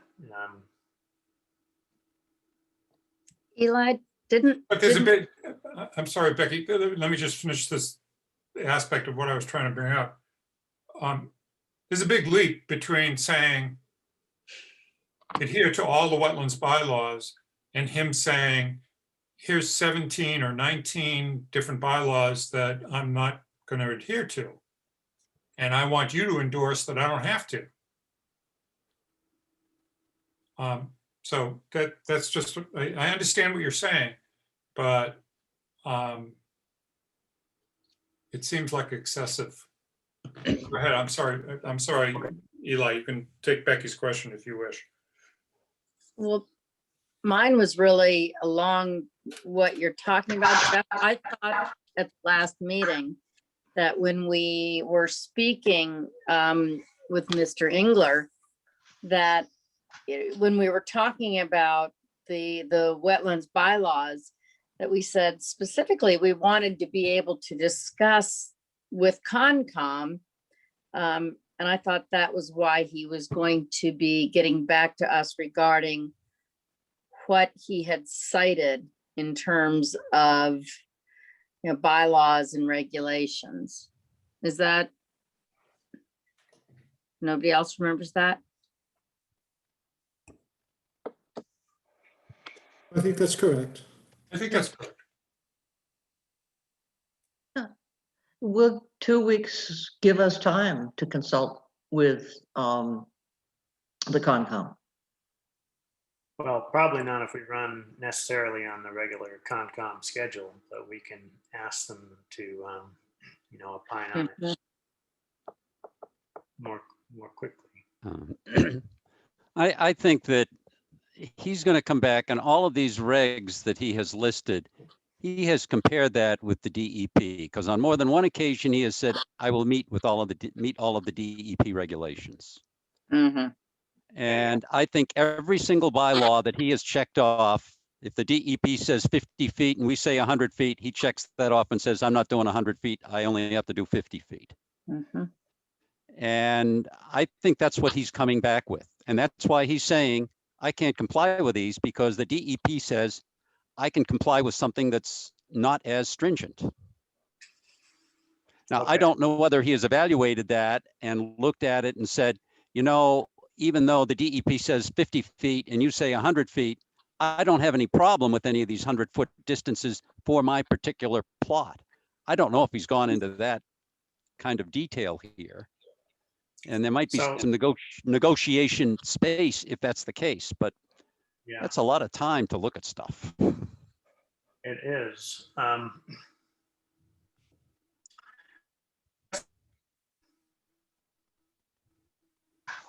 So what it comes down to is, as always, if we continue the negotiations, we're not going to get everything we want. We have to find a way to figure out what's important to us in that collection.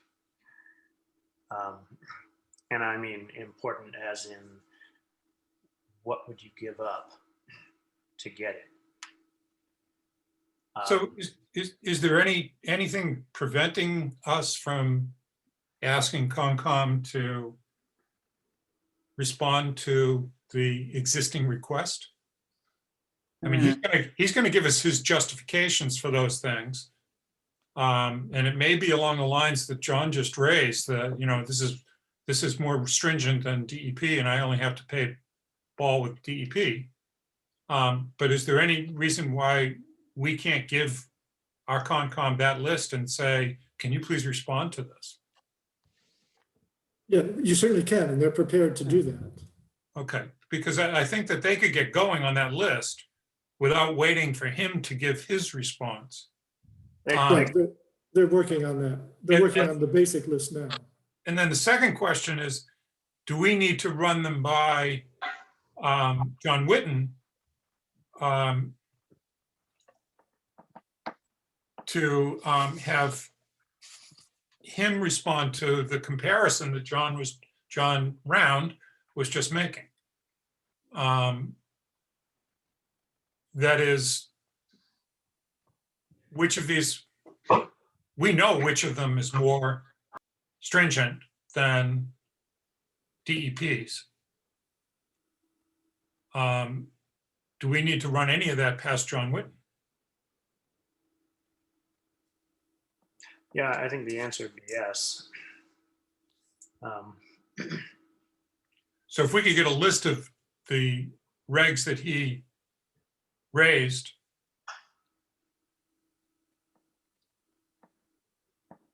vetted by Concom in regard to which local bylaws are stricter, more stringent, more restrictive, and get that list to John Whitten, we could move that now as well. Well, but some of those are simply definitions that he said were just far too. If it's defined though, Becky, differently than DEQ does. No, I get that. And DEP. DEP, I followed that too. The letters are very close to each other.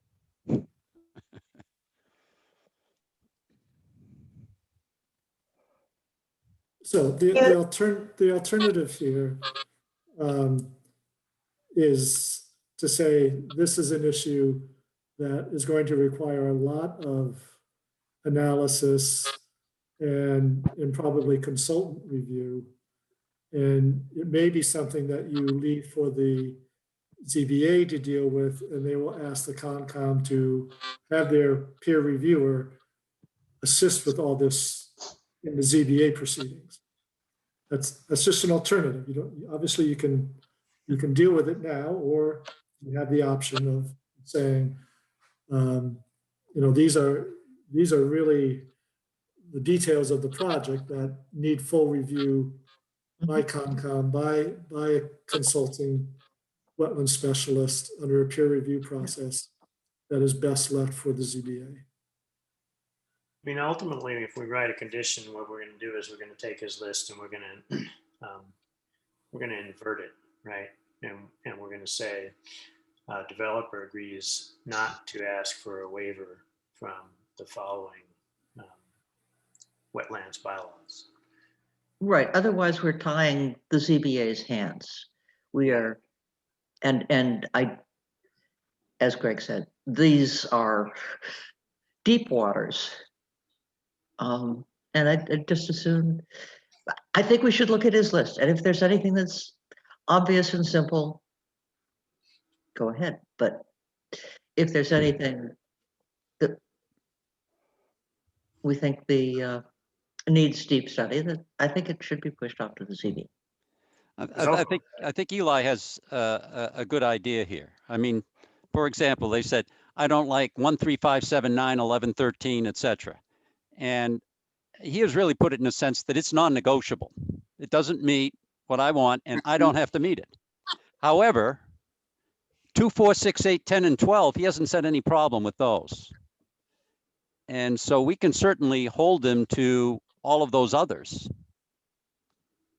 that are in our bylaws. And then that's off the table. Eli, this is Sarah Melish. Yes, Sarah.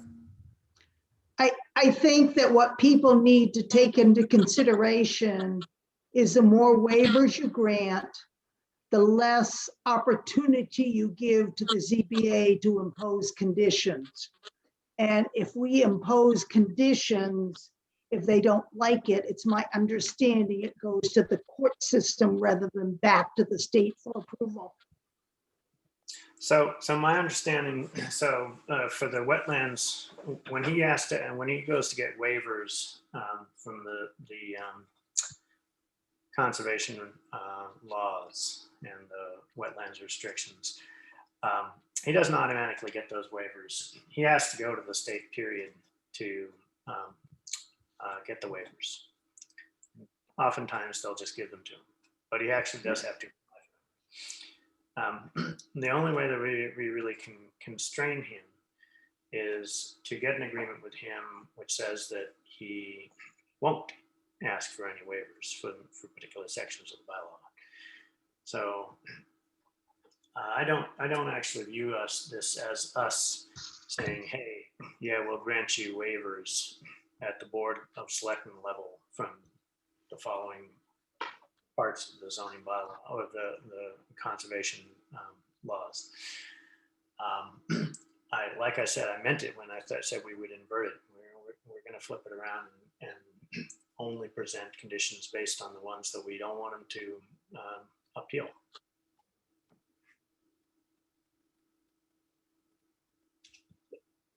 Didn't he seem to indicate that if we didn't provide these waivers to him, that it was essentially a no-go with the Board of Selectmen? Well, that would be true if he was agreeing to our condition, our broad condition, to a very broad condition, which said he wouldn't appeal any of the wetlands laws. Yep.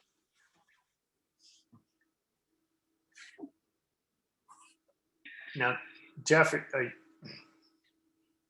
I'd like to ask where are you landing on this? When you asked for that condition to be put in, you realized it was a pretty large condition, right? When I asked for the condition about abiding by our local wetlands bylaws, Yeah. I don't recall that I was the one that asked for that, but I would certainly want him to do that.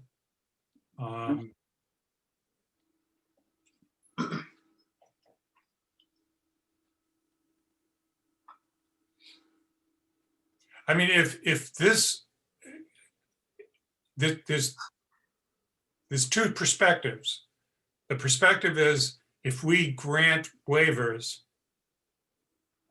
then we're limiting the ZBA and the Concom.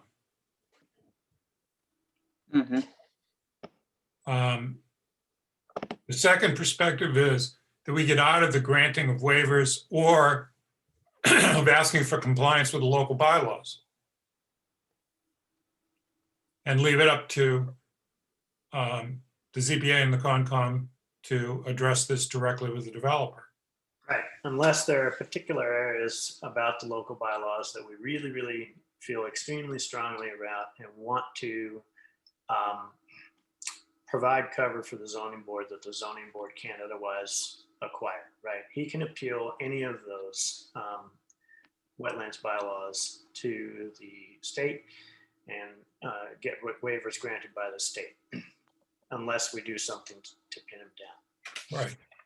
So if part of this exercise to go through that list of things that he says, I got to have waivers on these, and see where some of those waivers are too painful for the town, where people or the Conservation Commission feels particular ones are exceedingly important to that region, then we can switch up our conditions and protect those particular items. And are we willing to go to the mat for that? Right. I don't know. I don't know what the prevailing opinion is.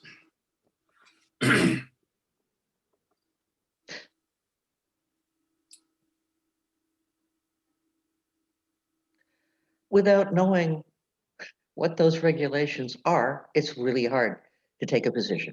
It is. Mhm. So we'll, at a minimum, we'll be getting that summary from the Concom. They're reviewing that list of his and giving us a description of what each of those mean. All right. So this In comparison, Greg, to the state regs? we'll have. I'll make, yeah, I can ask that, yes. I think that's pretty important. Yep,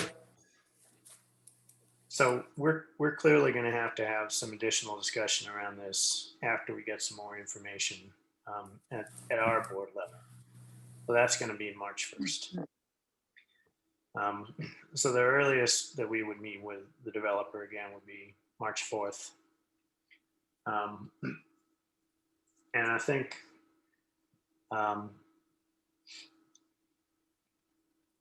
what we could do is tell the developer, this is our plan. We're getting the information from Conservation Commission regarding, we'll be getting information from the Conservation Commission and staff regarding the wetlands bylaws.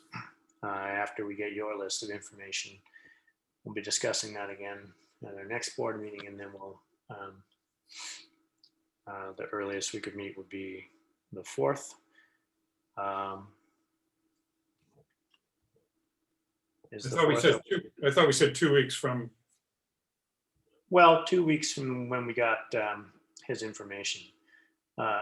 We could put it to him, assuming that we get your information by the end of this week. We would be able to meet again on the 4th. Does that include the sidewalk information, or can we, what are we gonna do about that? Do we need the sidewalk information plus 2 weeks? I mean, John? I don't think we have to do the due diligence with that. He's going to tell us where he stands. Yeah. You know, so there's not a lot of, I mean, this conservation thing is, we're on a learning curve here.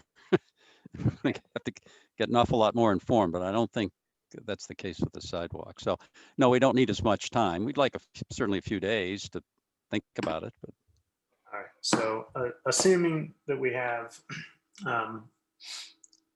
so the message to him would be, assuming that he provides all of the information that he promised about the wetlands bylaws by the end of the week,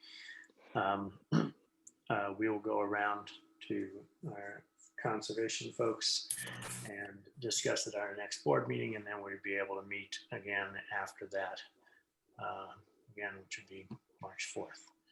So adding the proviso that he gets the information to us by the end of this week. And let me just double check. That's by the 19th. 2 weeks from that would be, oh, hey, no, that's not good enough. 2 weeks from that is the 5th. Yes, it is.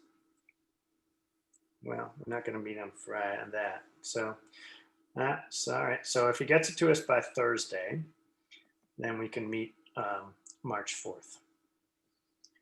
And if he doesn't, we'll just get back to him. Well, we'll just move it out a week at a time. How about that? March 11th. Just using Thursdays and bumping.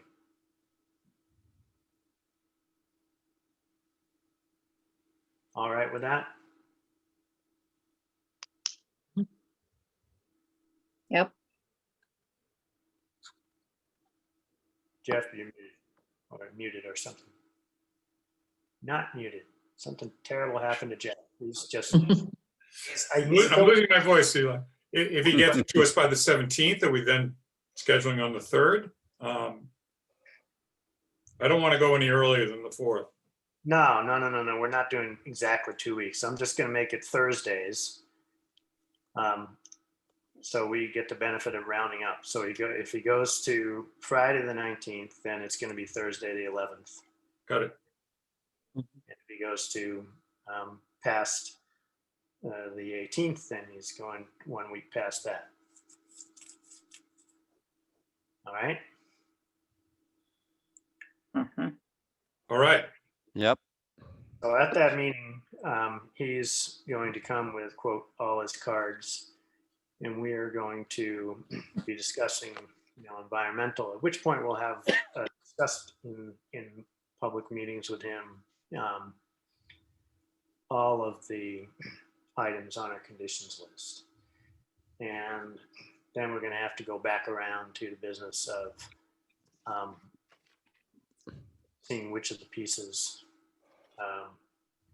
each party can tolerate being put together into an agreement, whether or not they can be. I know that he'll want to accomplish that at that meeting. I don't know that we'll have all the information that we need to do so. I think we'll let a little bit more information come in before we try to deal with that aspect of the problem. All right, any other questions, suggestions, comments on the 40B topic right now?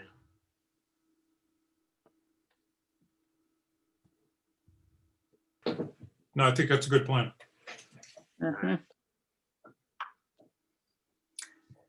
All right, moving on to item number 5, the consent agenda. One is the Board of Selectmen meetings minutes from February 1st, and the second is the return of leftover funding from the 375th celebration startup funding account. Any questions or comments on the consent agenda? Can I get a motion to approve the consent agenda? So moved. On the second. Yeah, so that was moved by Jeff, seconded by Becky. Any discussion? All in favor, Ms. Jakes, Yes. Mr. Bodmer Turner, Yes, with a thank you to the 375th committee. yeah. Mr. I think that was me, and yes, sir. Ms. Harrison, Yes. Mr. Bowling votes yes. All right, correspondence. We have letter from Senior Care regarding a contribution to Council on Aging. Letter from Mass DOT regarding MBTA forging ahead service proposal, and a letter from Xfinity regarding the programming advisory. More channel information. It's awesome. Any comments, questions on the correspondence? All right, Town Administrator's report. So I'll start off with COVID updates. Pleased to say that the vaccination clinic for residents 75 and older this past Saturday went very smoothly. Again, hats to Lufkin and coordinating efforts, pulling together a very smooth operation. We teamed up with Conley's Drugstore, who provided the actual vaccines and the vaccinators. We ended up putting 303 shots into 303 different people's arms. Wow. So that was a good day, and we actually could have done more in that 4-hour period. Holy There were some crap. lulls. There were some lulls that we could have processed more if we had had more vaccines and more doses and more people. So overall, again, it went very well, and hats off to a large group of volunteers who helped. Conley's brought a very large group of their own, and it just went very, very smoothly. And I think people were very grateful for the local opportunity. So the folks who had their shots this past Saturday, they will do a repeat in 3 weeks on March 6th for their second dose. We continue to be looking for opportunities to do additional clinics. We would love to team up with Conley's going forward, and it will really depend on the availability of vaccine. So we will continue to monitor that, and we'll continue to post updates on the town website as we learn more information, not only possibly our own clinic, but also what the state is doing for additional clinics and what other pharmacies might be doing. So we'll continue to try to provide that information to people so that they have it, and that hopefully as we move down through the tiers and the different phases, we can facilitate people getting their vaccines just as soon as possible. Luckily, we are seeing case numbers back down into the low single digits for new cases each week. So that's good news. And if people keep doing what they need to be doing as we all wait to get our vaccination. And I know it can be hard to wait, but we need to be as patient as we can, and we will continue to provide as much information as possible and facilitate where we can. So that's the COVID update for now. Greg, quick question. Yes, go ahead. On that March 6th date where you're contemplating the second shot, is that also going to be available for people who may not have made the most recent, the thing on Saturday, and they could get a first shot on March 6th as well? So it all depends on his number of doses that he can obtain. So right now he's struggling to have the doses for the 303 that received it. So that's stay tuned. If he's able to get more vaccines, then yes, we would love to do that. Fine. So just a quick update on construction. Work continues at Singing Beach with the revetment work. Should be wrapping up hopefully in another week or so, depending on the weather. And also work on the seawall at West Beach continues. You recall that we had our hopes raised a bit that FEMA might come forward and approve 2 more sections of reconstruction, and it looks like that they'll approve 1 more section, not 2 more. But we'll take it. It's better than just the 1, so we can get at least 2 sections done, and FEMA pays 70% of that. So that work will continue. Third item here, just an update. I think folks know that there was an unfortunate death of a resident of Sober by the Sea up on Crooked Lane. And there's been investigation by the DA's office. They are continuing the investigation. Of course, it raised concerns about the operation of the sober home. We've had a meeting with residents of the neighborhood, tried to answer as many questions as we could. There are some operational questions that we will be following up on as to whether or not they trigger some additional licensing or permitting.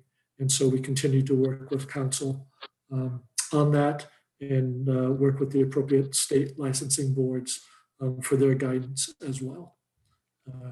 So that continues to be a work in progress. So with those three items, I'll finish up there. On the revetments and the FEMA, the additional section of the statute, you're going to need us and FinCom to take any action.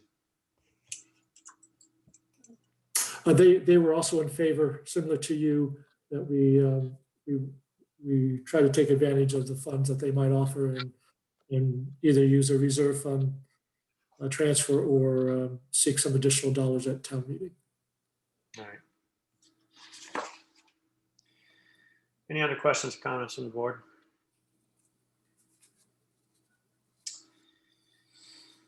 All right. I have no other matters as may not have been reasonably anticipated by the chair. We will be moving into executive session. So Eli, if I could just interrupt. So Yeah. I really don't have a whole lot more to add. I was hoping I would have more information. I mean, I'm happy to go into executive session and answer questions people have. But there's not a whole lot more to share than what I put in the package. Jeff's nodding his head. You have questions? I'm going to read your lips and say yes. Yes. A motion to move into executive session, not to return to open session. Under Massachusetts General Law, Chapter 38, Section 21A, Section number 2, to conduct strategy sessions in preparation for negotiations with non-union personnel or to conduct collective bargaining sessions or contract negotiations with non-union personnel. Motion, please. So So moved. moved. All right. Second. So, seconded by Ann, moved by Jeff. And a roll call discussion? No. Roll call vote, Ms. Jakes. Yes. Mr. Barber Turner. Yes. Mr. Round. Yes. Ms. Harrison. Yes. Bowling votes yes. There is an extra window for me. My computer is behaving badly, so I have something on backup that doesn't have any audio yet. So if you could not cancel the flowers, that would be helpful. Yeah, I won't. All right. Everybody else, thanks for joining tonight. At this point, we will be moving into executive session. May I ask for a 5-minute? A 5-minute break? Yes, please. Yep, Or 2 minutes. 2 minutes. Bio breaks. All right. As soon as everybody's back in front, I'm going to start things back up.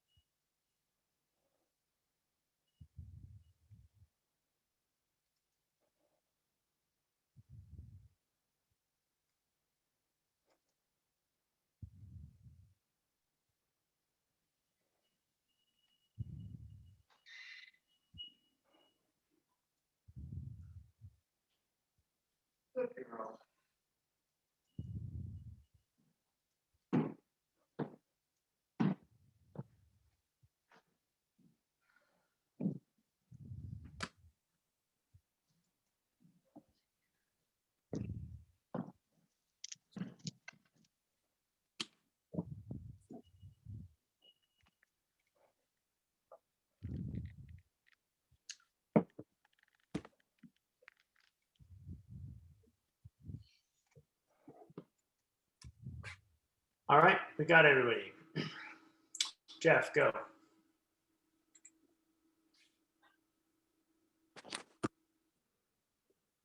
Greg, I had two questions. One is, you said that the main sticking point was the COLA and full Quinn.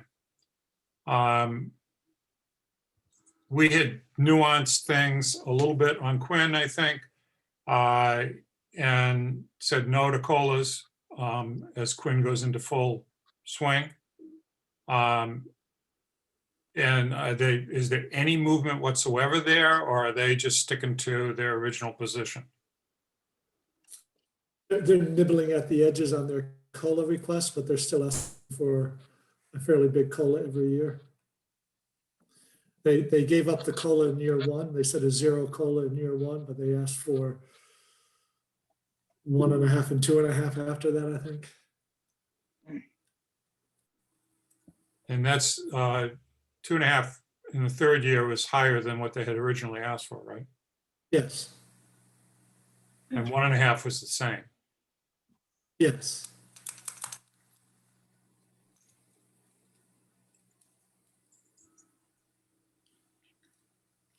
Okay.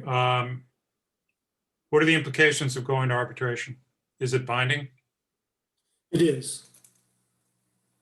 And in my experience in negotiations, we've had to go to binding arbitration previously. The choice of the arbitrator is not arbitrary. It's really important. Are there any thoughts that you have about how that process works and what your past experience is with it? So I've never had to go to full arbitration before the JLMC. I always settled before that. Uh-huh. So it's a 3-panel board. There's supposedly a management favored panel member, a labor favor, and then a so-called neutral. And the three of them hash it out.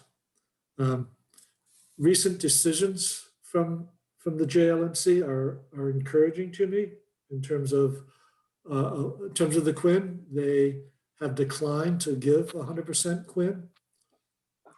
They have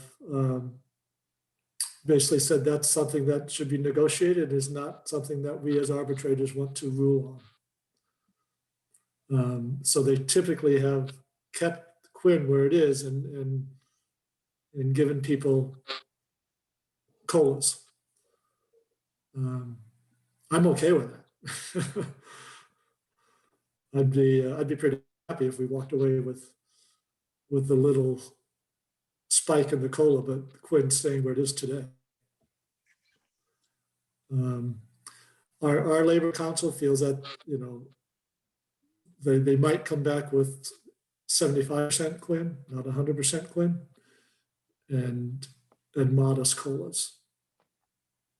But he doesn't feel we're going to get. He doesn't feel the arbitrators will award everything the union is asking for. That the arbitrators will not overrule everything? Will not. He does not believe that an arbitrator will give them full Quinn and the COLAs they have requested.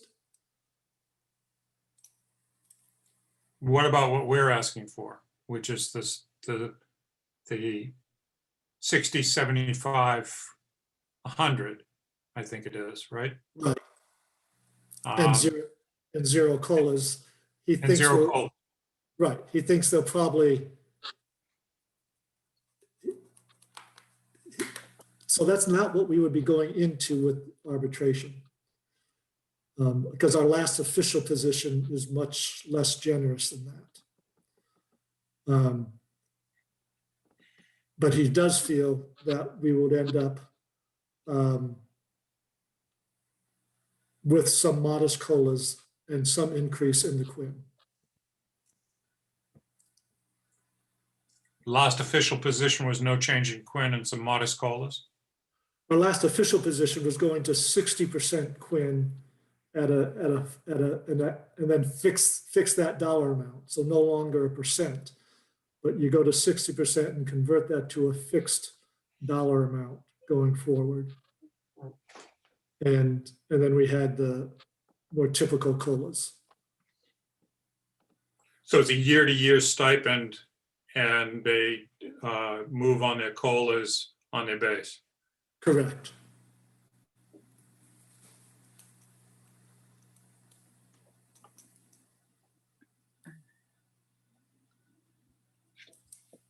Okay, thank you. That helps to clarify my questions.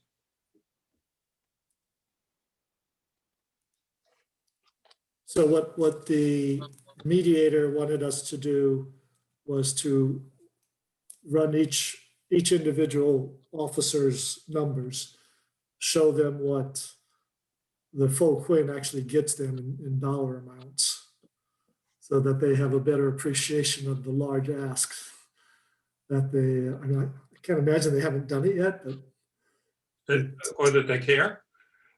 that they care. Yeah, it's a good question. I think they know what it is and that's why they want it. Wow. In the proposal as it exists for 60, 75, 100, is that integrated into base? No, it doesn't increase the base.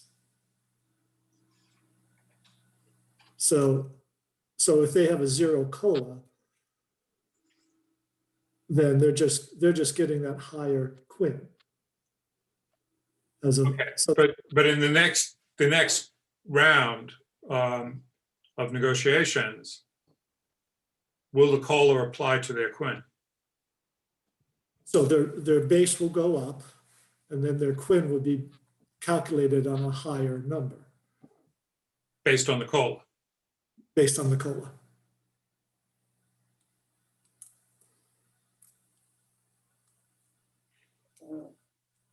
It would be good if we could get the Quinn out of the COLA altogether.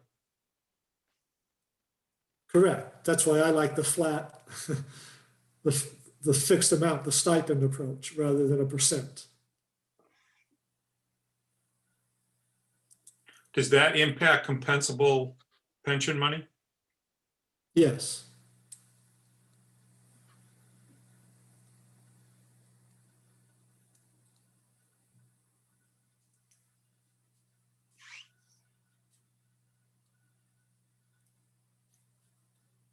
Okay.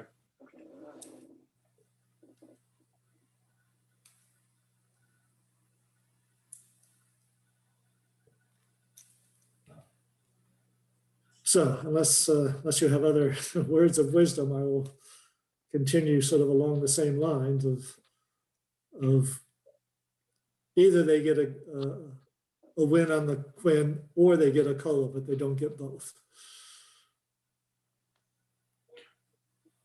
Or they get a low COLA and Quinn remains a flat stipend. Yes, I agree with that. And we've offered that. And they said no. And they've said no. Anything short of the standard Quinn, they have said no to. All about that pension. Well, it's still compensable in their pension. Yeah, but that doesn't accrue. It doesn't accrue.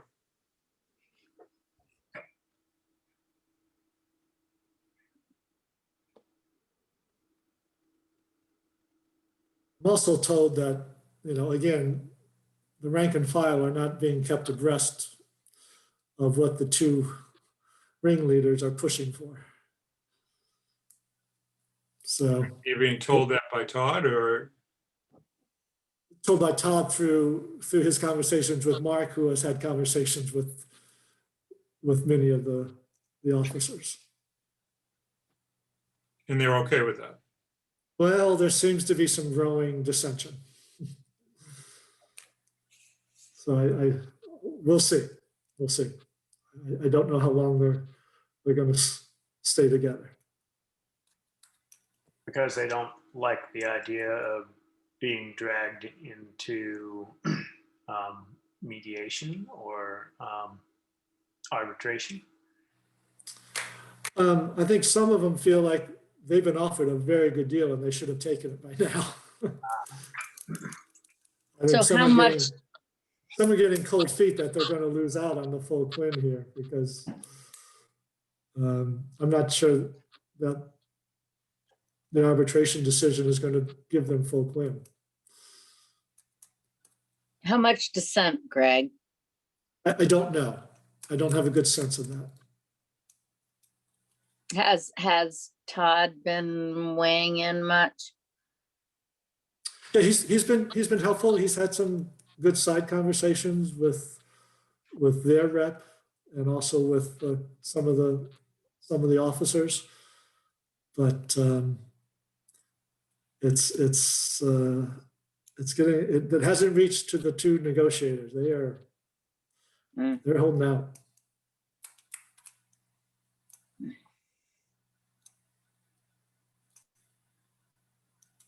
Seems like this is where Todd really could be doing his part. It's a little dicey. My concern there would be an unfair labor practice. If he's talking to membership and he's management, aside from the negotiators, Yeah, okay. that starts to blur the line. It's a fine line. It's a fine line. And you don't want to get into them saying, okay, this is what you've done, and we're going to do an unfair labor practice against you. I'm glad you know this stuff, Jeff. I know a little of it. I've done a few of these. Exactly. But I also know it in a different context. And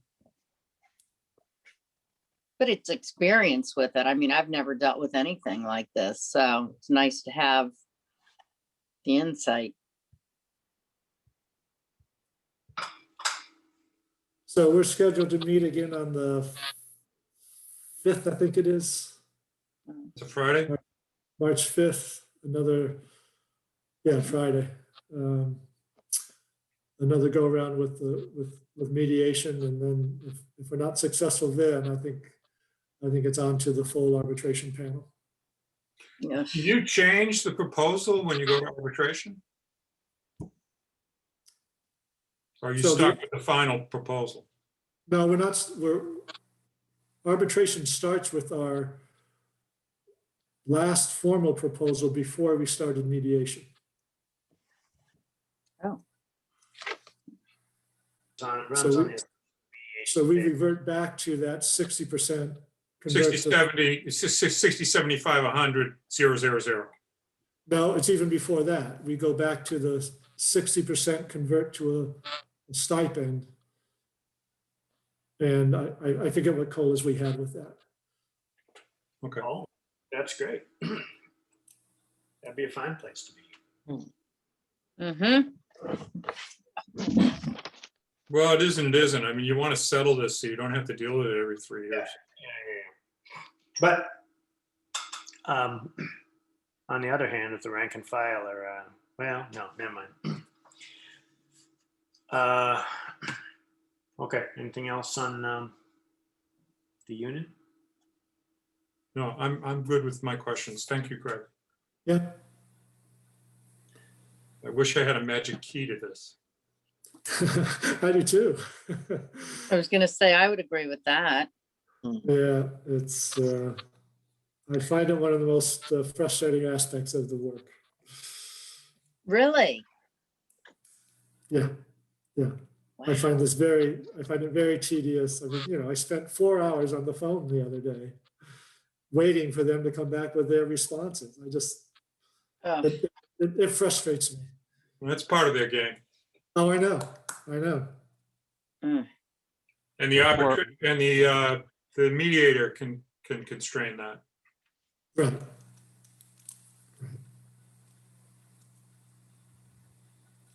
Well, as the saying goes, illegitimate non carborundum. Even though it's not real Latin, I know that. Yeah. That's right. How about carpe diem quod minimum postero credula?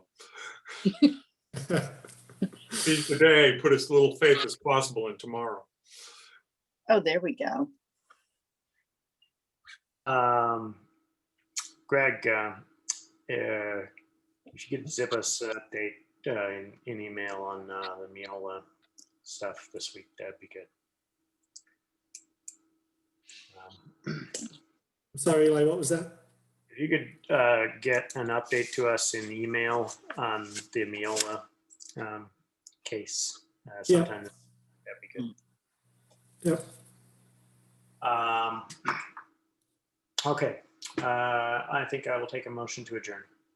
So moved. Second, Moved by Becky, seconded by Ann. Roll call vote, Ms. Jakes, Yes. Mr. Bodmer Turner, Yes. Mr. Round, Yes. Ms. Harrison, yes. Mr. Bowling votes yes. All right, good night, folks. We'll see you. Good night. All right, good Thank you. night. Thank you. Thank you Here, for all Eli. the work, Greg. Yeah.